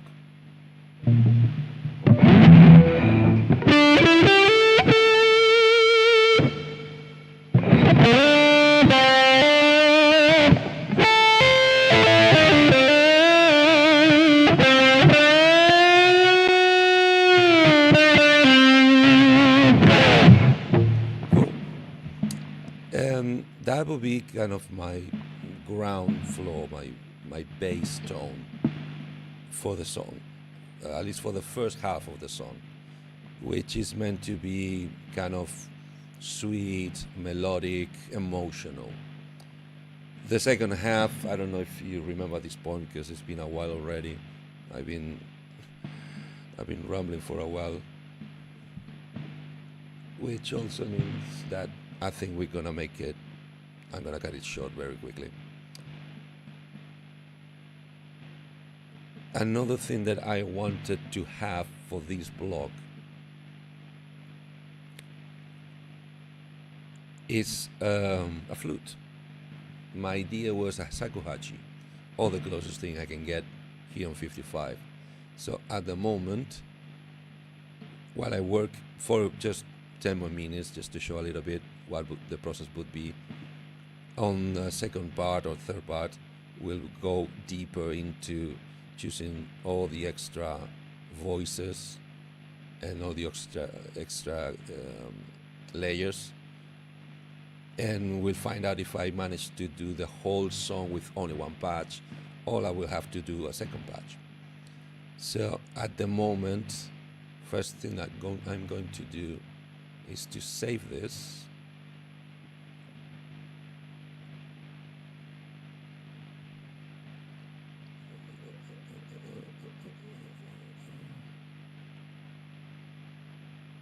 I'm gonna save it in my computer, I think.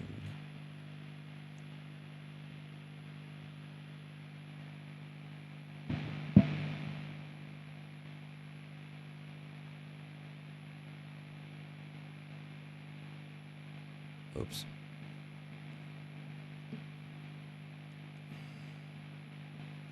That's not it.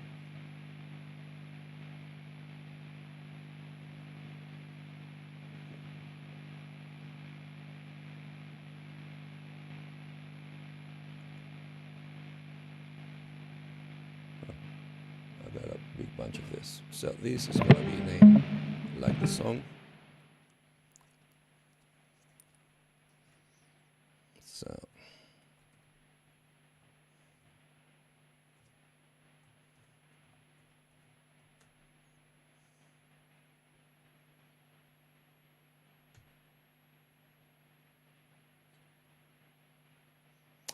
and although I assume it has not saved it to the unit yet, because to do so, I believe we need to go here to write. Am I gonna? Yes, I want to write it. But for that, I'm not. I can't remember if it's gonna ask me the destination, because it's not gonna be able to write where it is. Let's try. It's asking me the destination. So first of all, it's sending me to the ubank, which is the user, and it's giving me the list of my user patches. Which one I want to.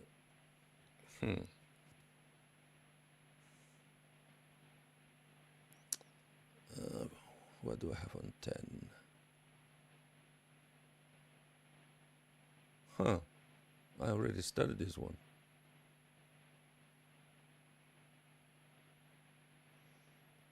Okay, let's put it here.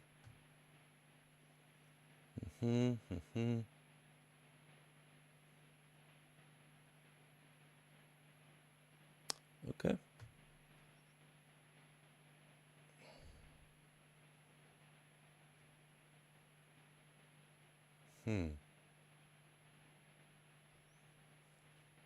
Let's check.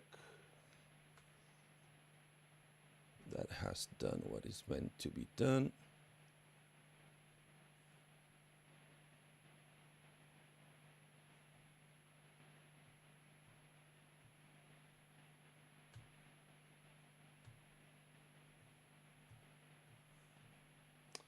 Here is showing all the patches, the factory patches, and there on top of everything is your user patches, which I put on bank 10. It has not. Oh, interesting.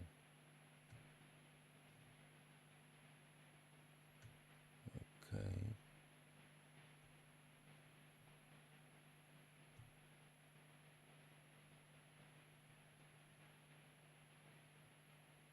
Oh, then must be this, the button I need to press. Yep, right to GR55.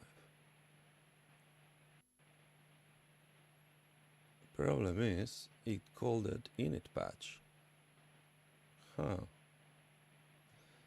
Automatically, as you can see, it has sent me to the user memory location, but it has called it init patch.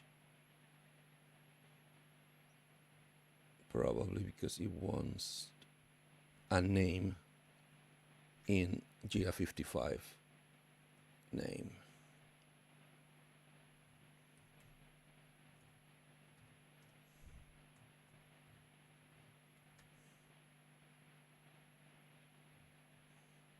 Apply.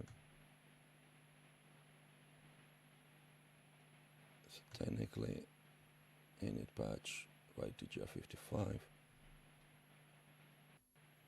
And now it's changed with a new name. Cool, because the first thing I want to do is to turn off the guitar. For the moment, it's in the patch is saved as turn on. So if I don't save whatever, from now on I don't save anything, get out of the patch and come back to the patch.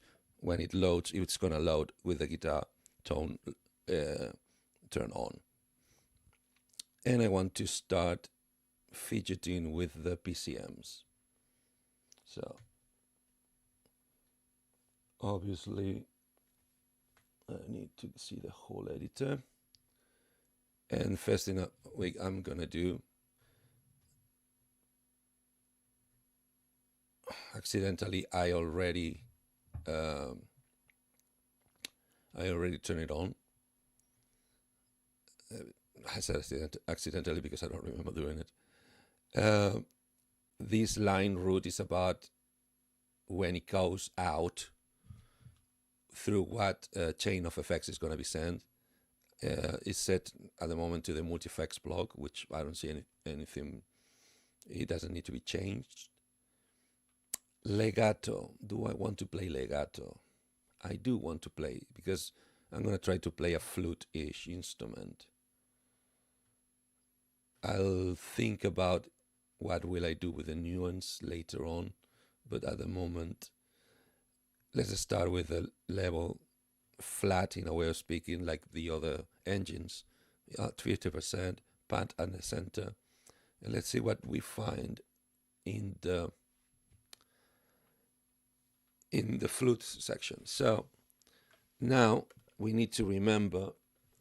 I don't want to break the guitar. Or here we go. So go back to the unit and put the selector switch either where it is at the moment, which is middle, or on the top. I could have not turned on the guitar and just flick the switch, and I would be just hearing and executing and playing only the PCM sounds without any intromission from the magnetic pickups. Oh, we have a piano there. But I'd rather show you that you can do both. Okay, so I'm gonna go for the switch on only synth. Okay, so even if I turn on the guitar, it would not make the guitar sound, the distortion sound. So we're back on that. And also remember to camera, there. This volume, this will put it on full basically until you need to put it a little lower for mix purposes. Otherwise, you might not hear whatever synthesizer sound you're looking for. So let's go for it. Acoustic piano, electric piano, reed organ, pipe organ, harpsichord, clavichord, celeste, accordion, bell, mallet, acoustic guitar, electric guitar. In case anybody gets confused, what I'm going through here is the GR55 equivalent to a general MIDI sound set. Although it says electric guitar, this is not the sound of your electric guitar pickups. Neither is the sound of your custom electric guitar modeling section. This is a strictly digital PCM sample electric guitar. Okay, in case you want to go fancy about layering and nuances and sound designing, but it's not anything to see with the actual physicality of an electric guitar. Same for distortion, electric bass, acoustic bass, just PCM versions of those instruments. Okay. Okay, then I synth bass, plug stroke, solo strings, ensemble strings, orchestral, solo brass, ensemble brass, wind, English horn, bass and clarinet, bagpipe, Shanai. What's a Shanai?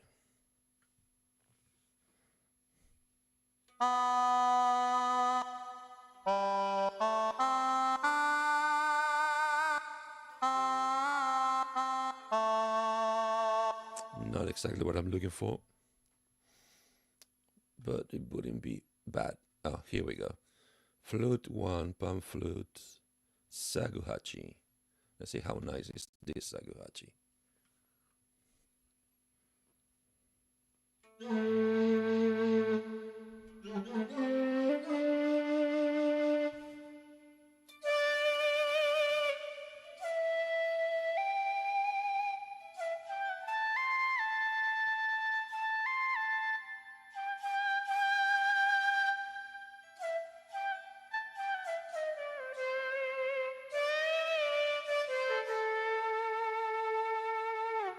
Nice, very nice.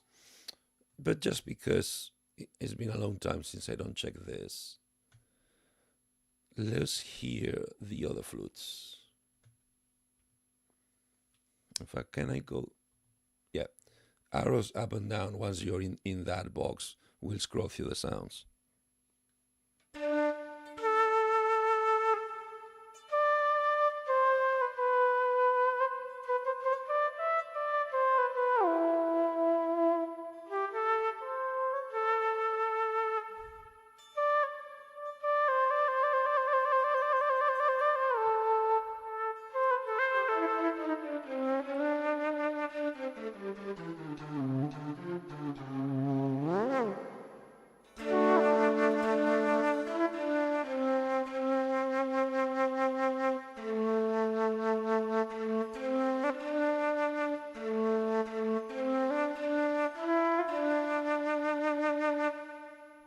This is nice as well.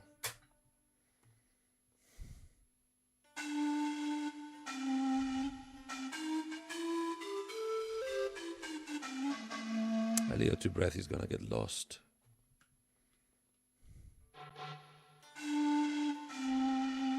Same thing. Wait, check that one.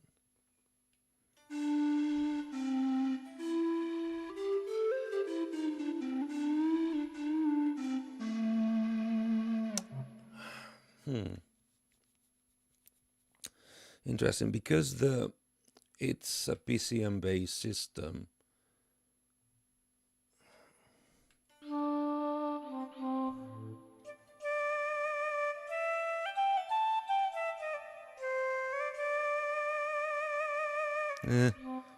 Not really.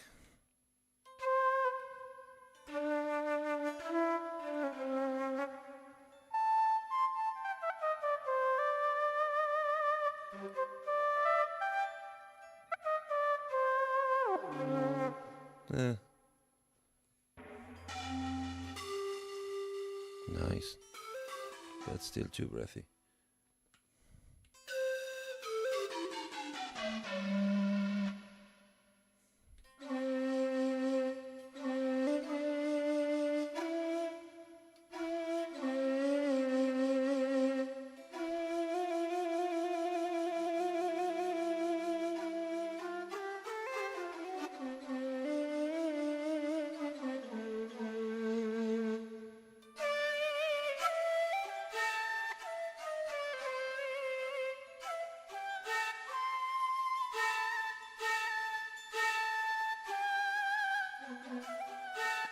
Very, very Chinese, but it's missing. Well, this one isn't.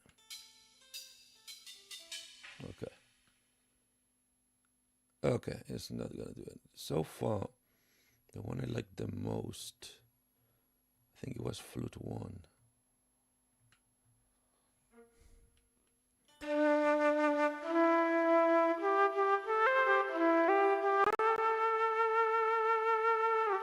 Yep, because it has enough mid-range body. Good. But what am I missing here?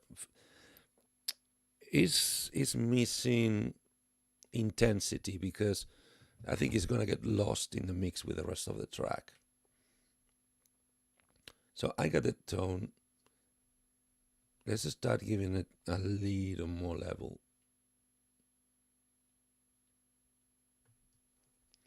See how good is this?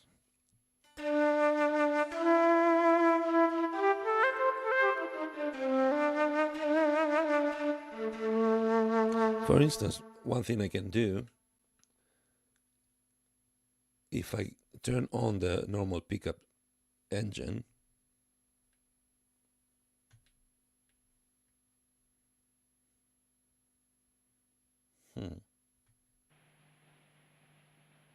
this is interesting.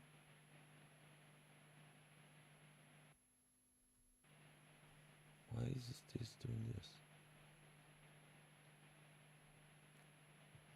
It's not showing the amplifier.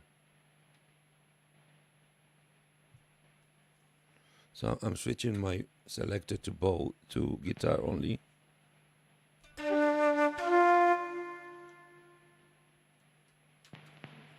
And seems it doesn't work.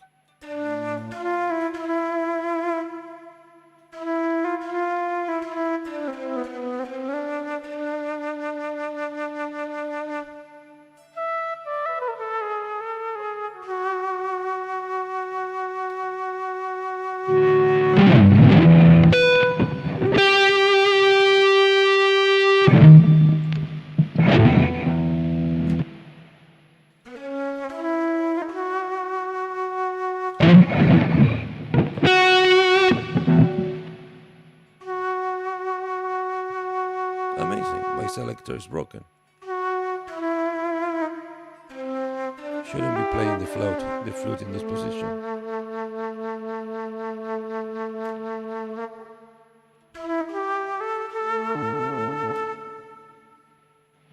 So when I turn on the turn the volume on the guitar on. The guitar is masking the flute, because if I turn down the volume on the guitar, I still have the flute when I shouldn't. So what happens if I go to mix to both?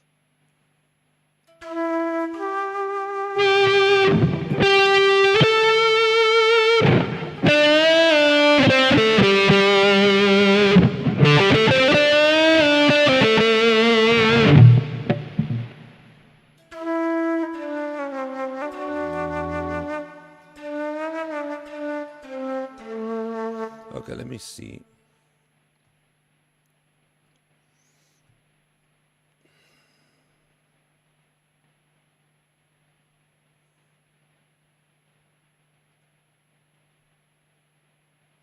Oh, okay. GK volume, I want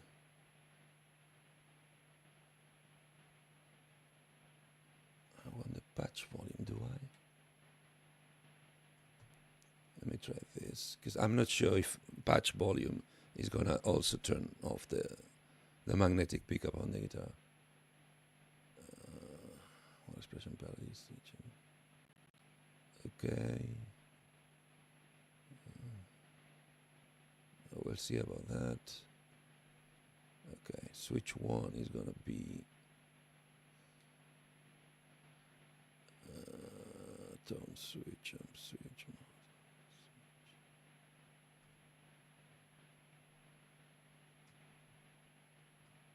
Wait, what? Which one is switch 1?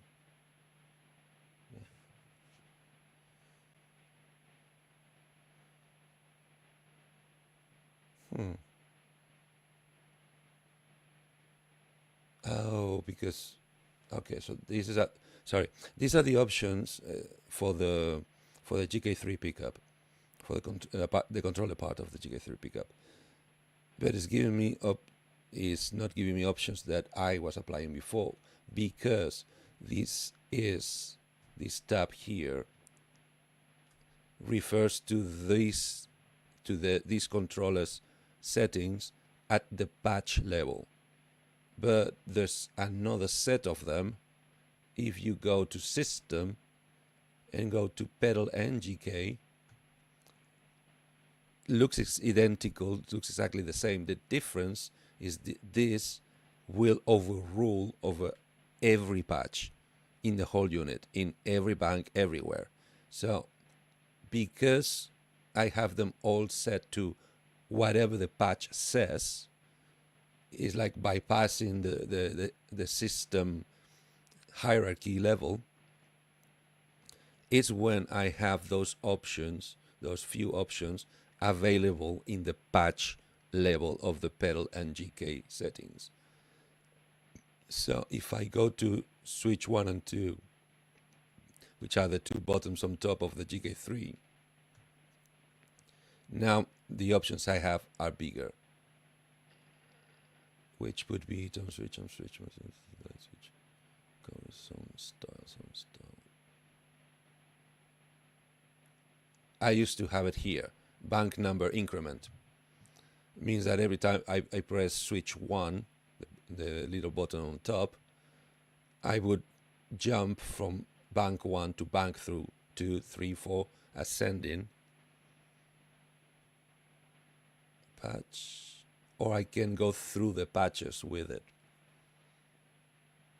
To me, makes a little more sense to have the banks for two reasons.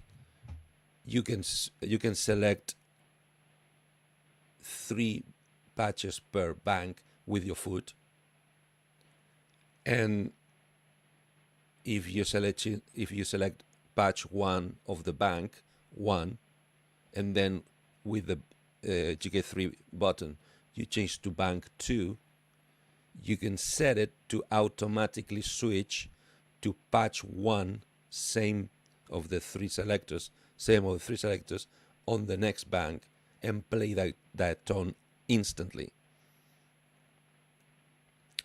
which means that I could cruise through I think it's like 40 or 50 banks.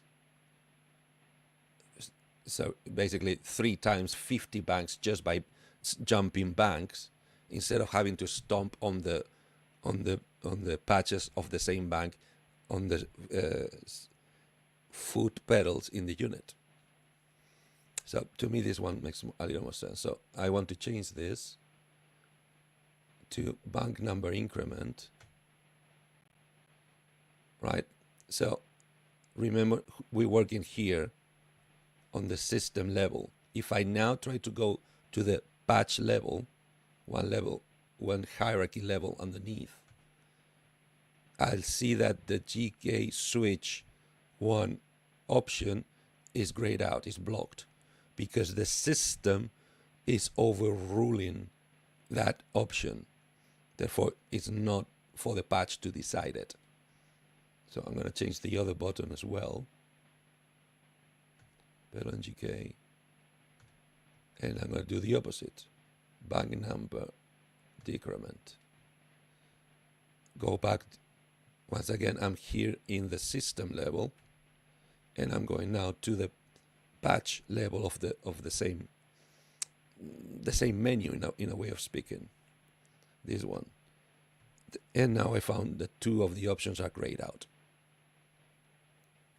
Because at the patch level, since you don't want to be changing patches, it's not logical to offer you the option of assign a patch change, either if it's from the patches in the same bank or to a different patch in a different bank. Makes no sense, because you want to stay in the patch and use all the other possibilities of real-time control that the patch has without getting to a different patch. That's why you don't have those options on the patch level. And the same way, back to system, pedal and GK, I want the wheel on the GK3, sorry,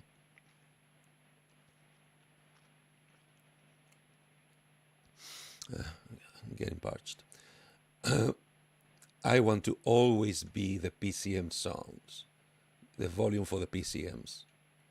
So patch setting, patch volume, tone volume, pitch bend modulation, crossfire level, chorus level. I think that's gonna be tone volume. Exactly. And the tone is the word that the 55 uses for the engines, the multi-timbral engines. So you can choose to change with that wheel all 4 of them, or any combinations that you choose on a system-wide level. So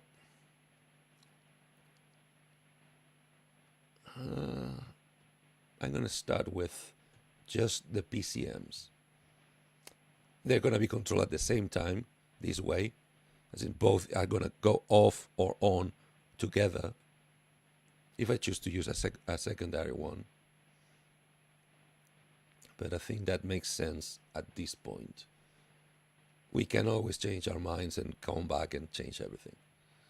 The rest of the real-time controllers, as in the control pedal, the expression pedal switch, which is underneath the expression when the switch is off, and the expression when the switch is on, I still want to have them changeable by the patch. That let the patch decide what those controls are going to do. And now I go back to the synth. Go back to synth 1. And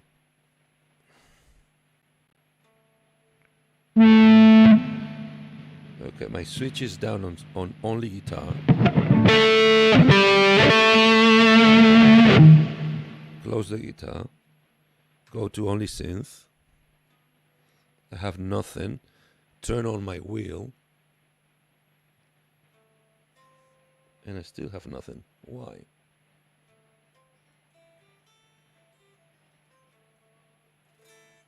Why?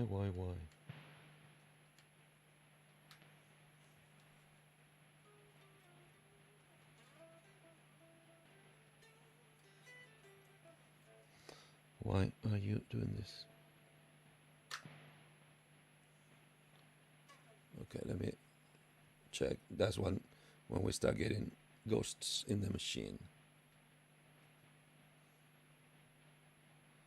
It is turned on. It has volume.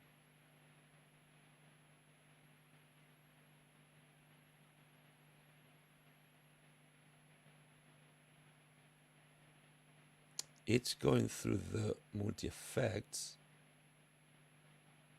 Okay, let's bypass it. I don't think that's going to be the problem.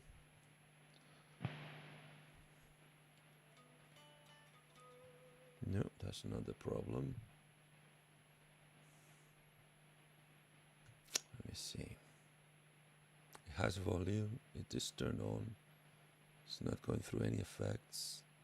All the strings are turned on, as in fully 100% volume.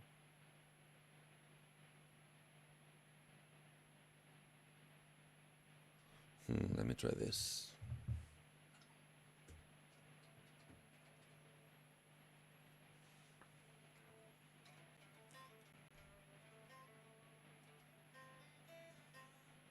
Okay, that obviously something I just changed. Oh, I guess I made it system wide.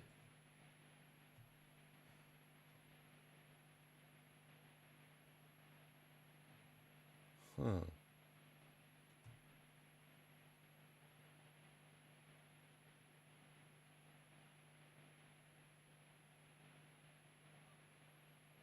Okay, let's see.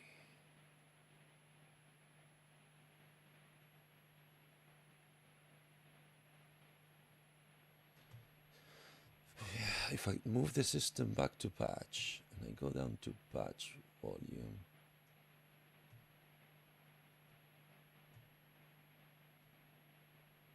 to control only this.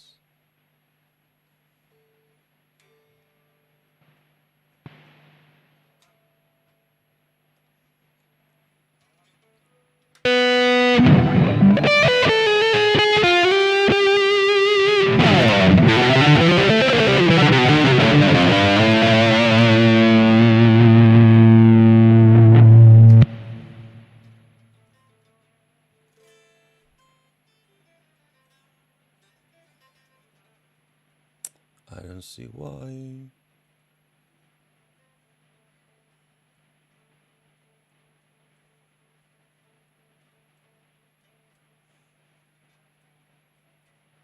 So, the expression pedal, while the expression pedal switch is off, is the tone volume as well. So unless it's a conflict,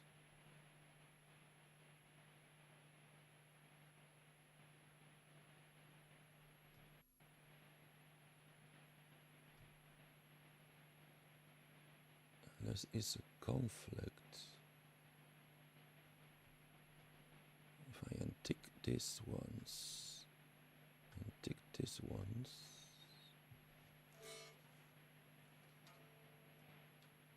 nope.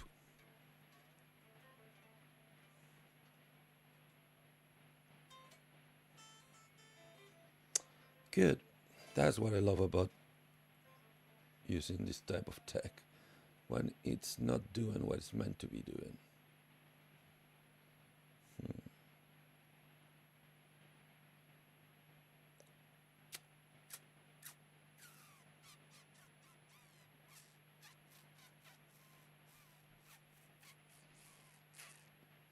Okay, let me get out and reload the patch.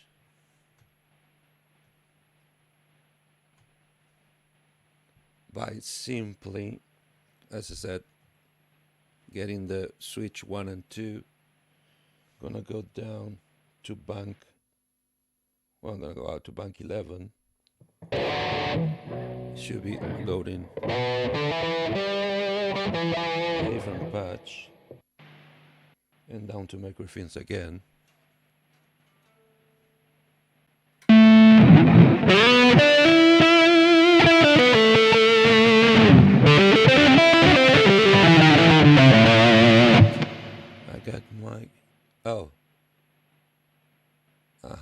it's not saved. Cool. So let's start again. It reloaded the patch that we saved, which is it was the one that it didn't had.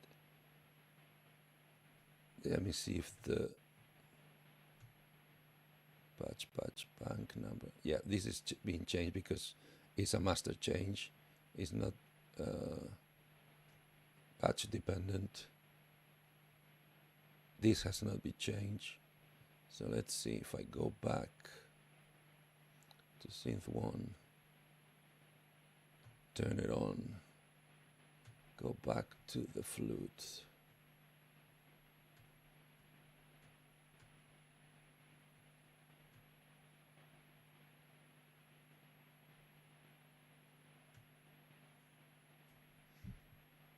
And switch to only synth. That flute is back. Back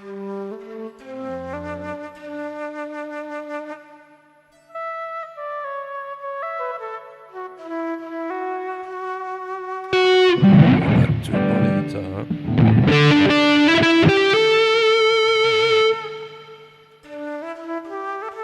Same thing, the flute's still underneath.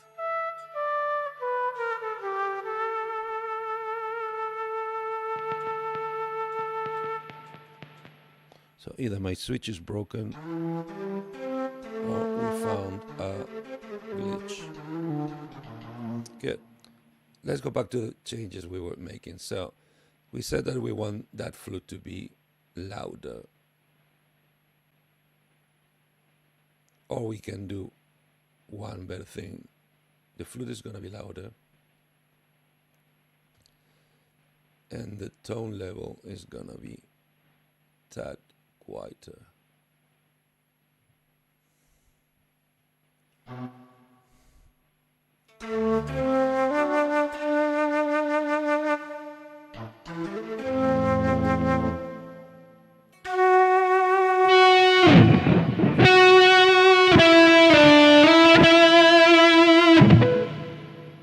Okay, so 2 points down.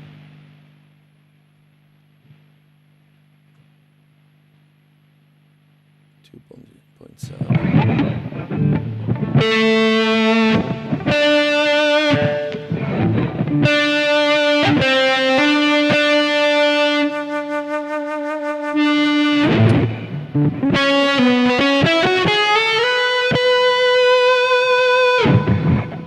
Okay, they're still very equal, but I kind of want it like that because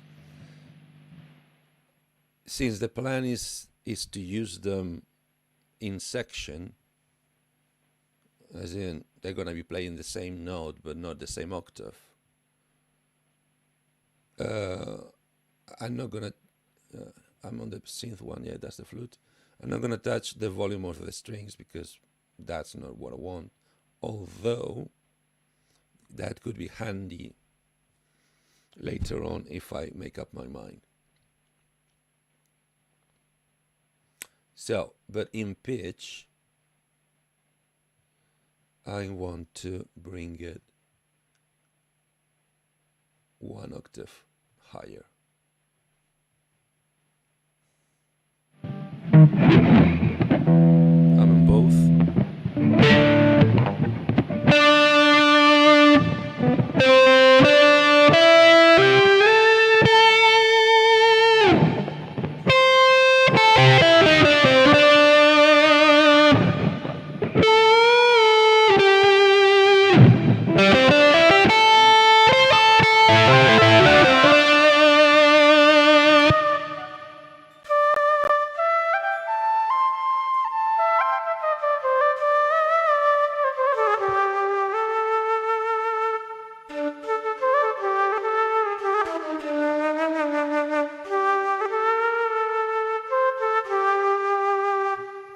I don't want the pitch moving chromatically.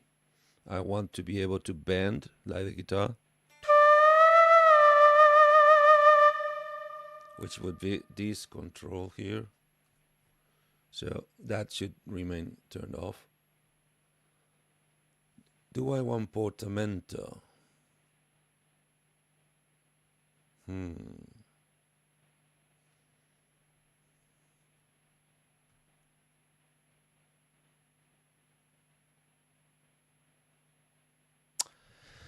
In many parameters, there's the option to be triggered or sensed or engaged by a word they use constantly called tone. Tone is their way to try to express all the execution modulations that manipulating the string a guitar player does, as in how hard you play the string, how low in the string you play it, the bending, the speed on which you play your notes, if they're legato or if they're very together one with other. Let me hear it. So here the options are no portamento, which would be off, always on portamento with the type specified underneath, or let the tone decide if the portamento is going to be applied or not.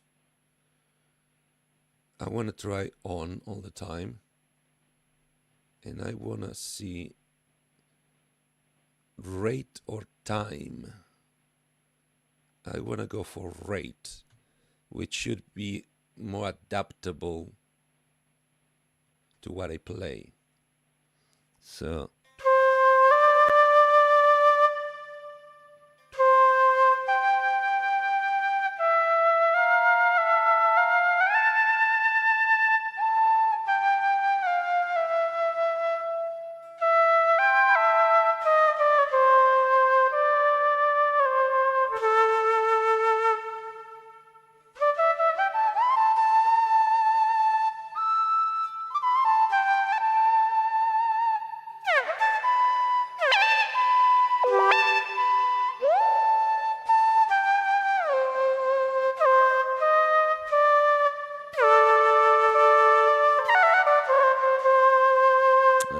it's giving me an uneven.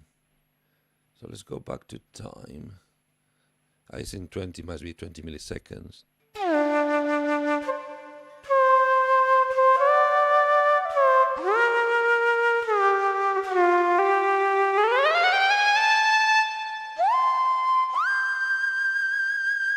No, it's starting to sound a little too synthetic.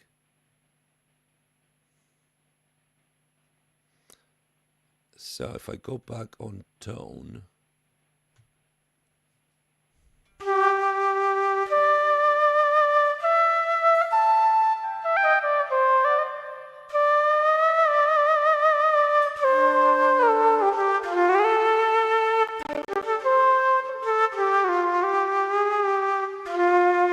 yeah, this is close to this expressivity I want to be using. Then filter. I assume this is a low pass resonant digital filter, and once again the options is non, filter, or tone, which once again is going to be applying different types of filtering according to the performance of the player.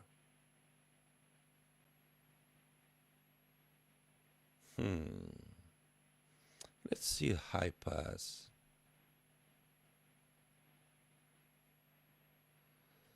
Therefore a low cutoff with a big chunk of resonance, just for testing.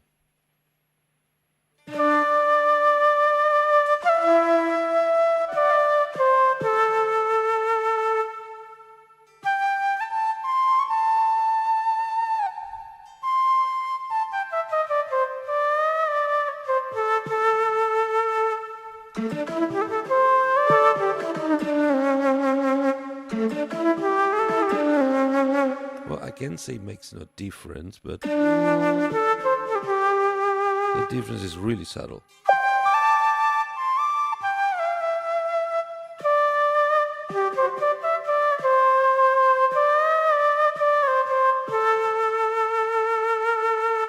Okay. And if I put the cutoff little higher.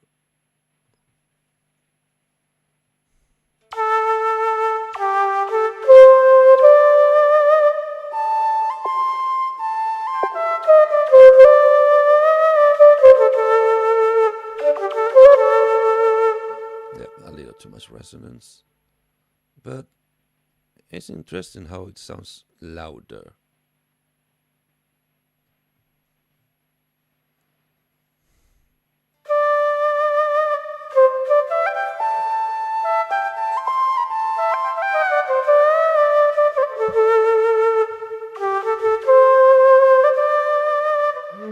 So let me check with the guitar again.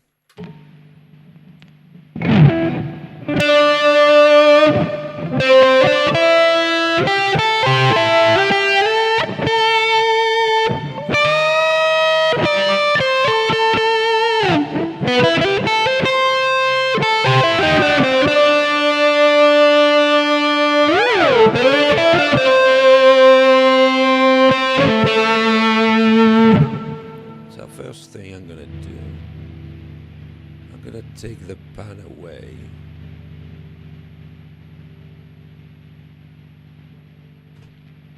Not too much, enough to separate the instruments.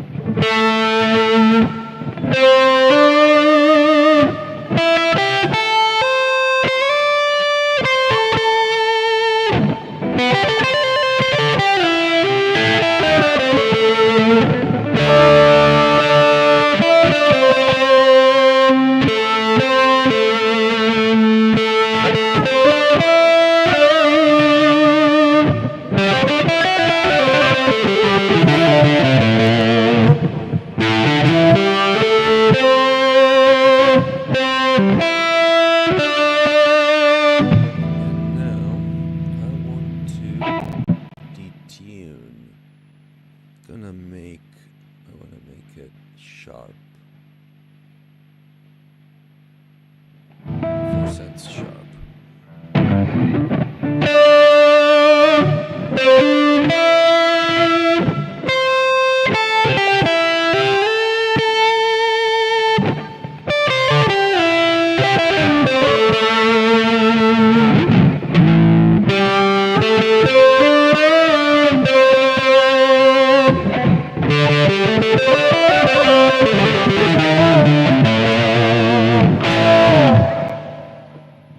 Nice.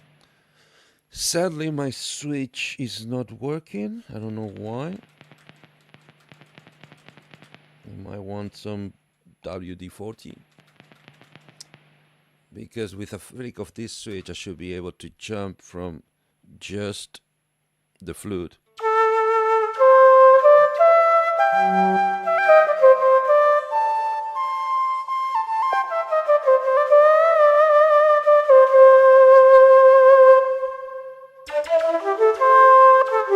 to just the guitar.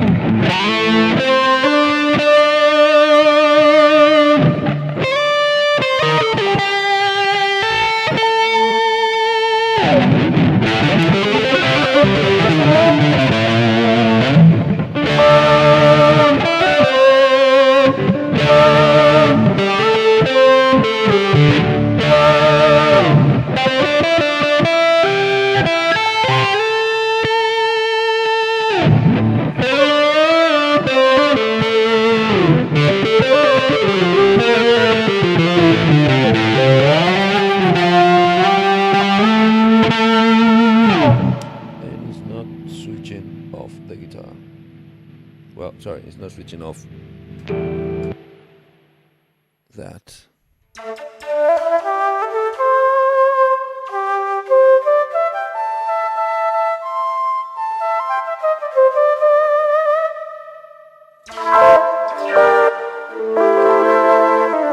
Okay, I'm gonna just find a second instrument. First of all, let me save this.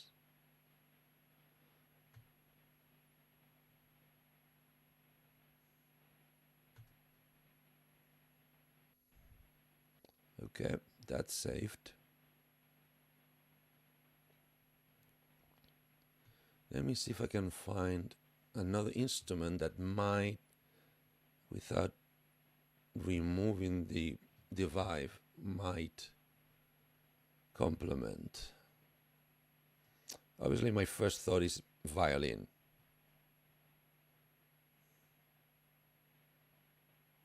But that's a little overused.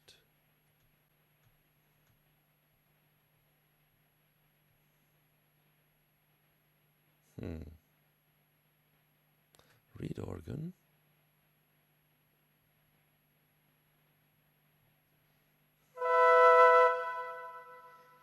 So now is when you actually need to turn off the switch, otherwise the flute is gonna get in the way. Turn on. Send to the multi-effects. I want to play legato. And let's keep the tone there for the minute. Grand pipes.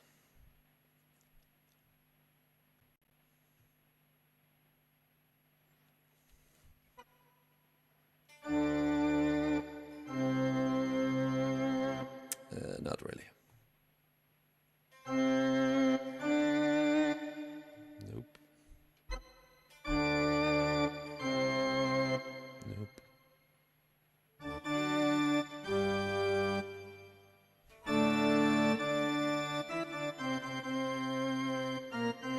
Ooh, I'm having a very bad idea.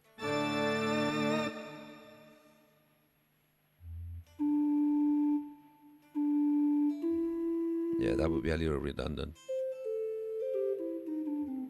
Because it's technically another flute.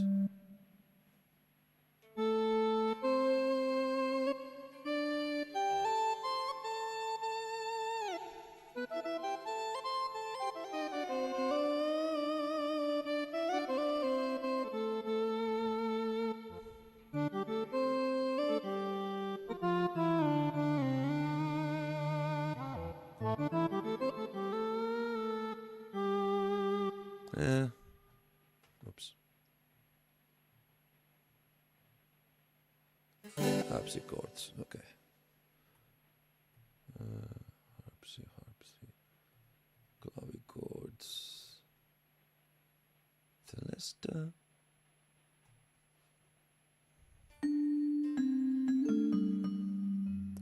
No, as accordion.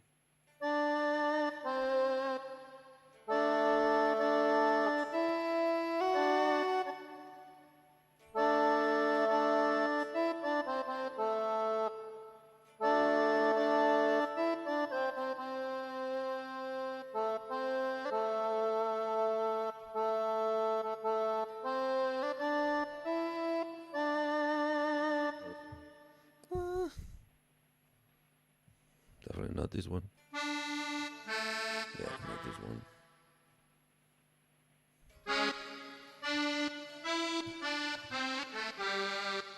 No. No,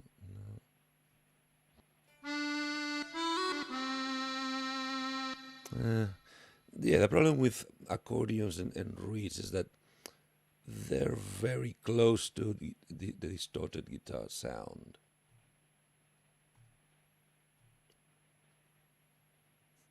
Okay. I love that, but no, it's not really. Analog bell, music box, music bells, calling bells, bell. Icy keys, carry on, tower bell. Bells, tones of bells. Mallet, mallet, mallet, mallet. Acoustic guitar. Electric guitar. I'm scrolling fast because I know that I don't want that. I already have a real guitar. Why would I want a MIDI one? Bass, not really. The song already has a lot of bass. I just had a very bad idea, which I'm gonna try.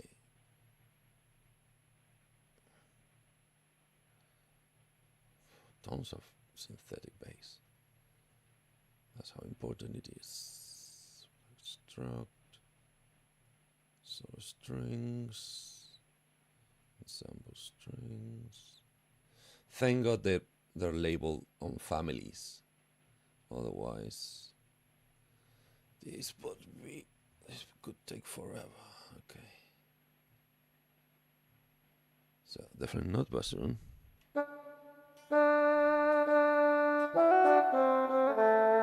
Would be redundant with a flute or oboe.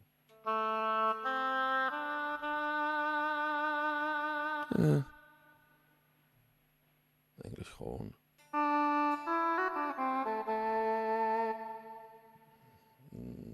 Not all sold out in that. So clarinet, bagpipe. That's the bad idea.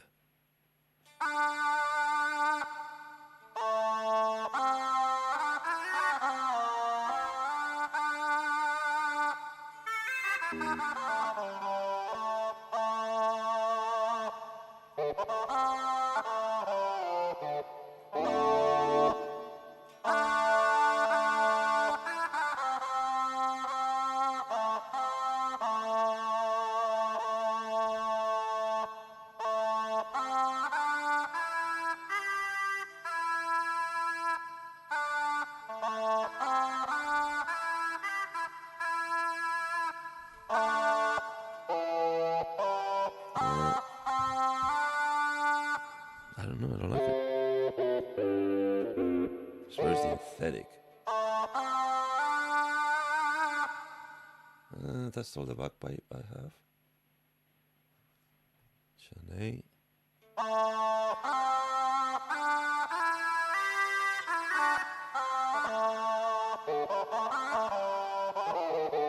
Okay. Sounds a little synthetic, and if I gonna go synthetic, I'd rather go a different route.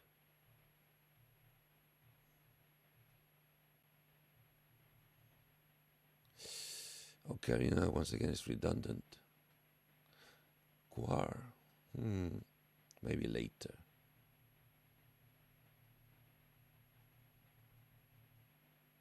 Scat, synth leads.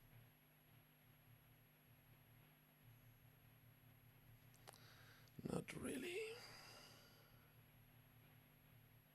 Tons of synth leads.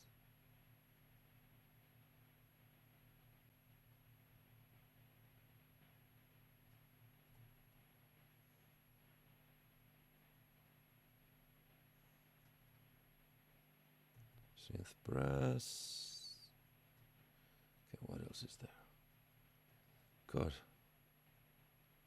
Synth pads and strings.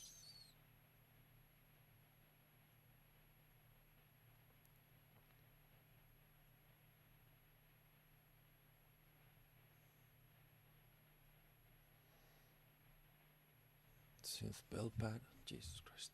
Ooh. Well, it's making honor to his name. It's a synthesizer, so tons of synth.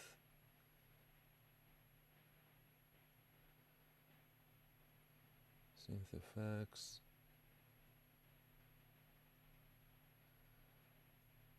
Synth sequence. Pulsating. No, I need another lead stuff. Beat and groove, definitely not. Hits, sound effects.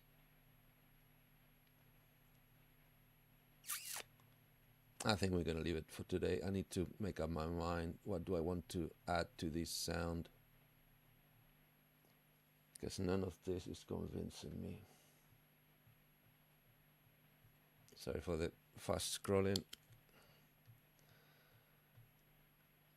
You know what? I think it's enough for today. It's more than enough for today. We got this.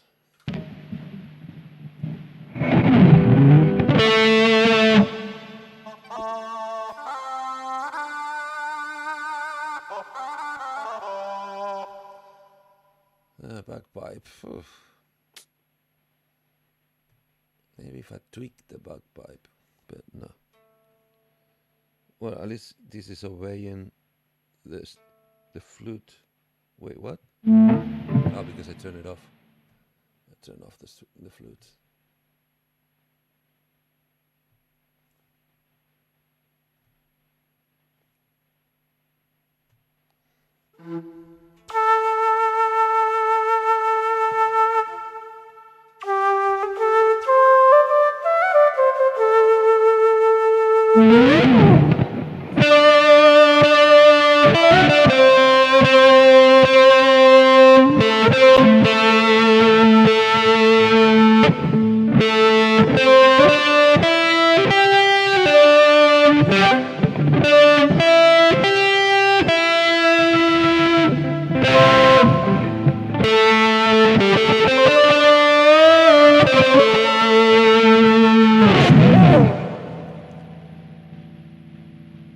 Yep, this sounds good enough.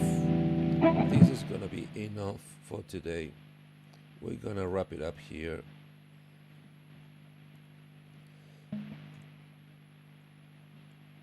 And I'm gonna say goodbye to all of you, which is really late.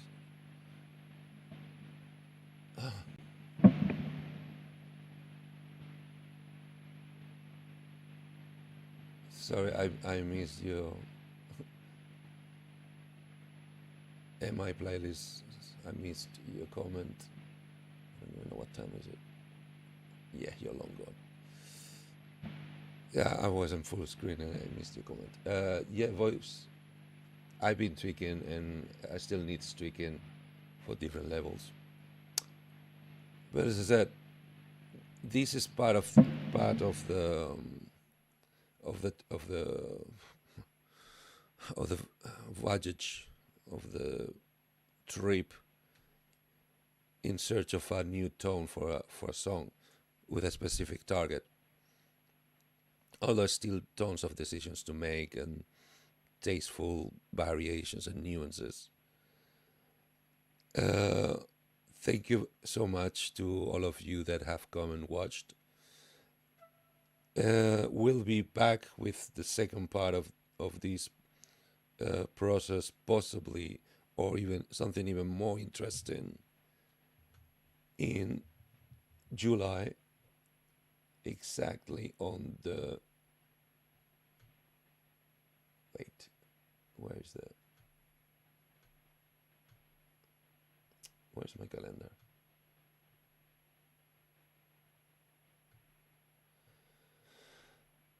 So we'll be back on the 4th of July. Oh my God.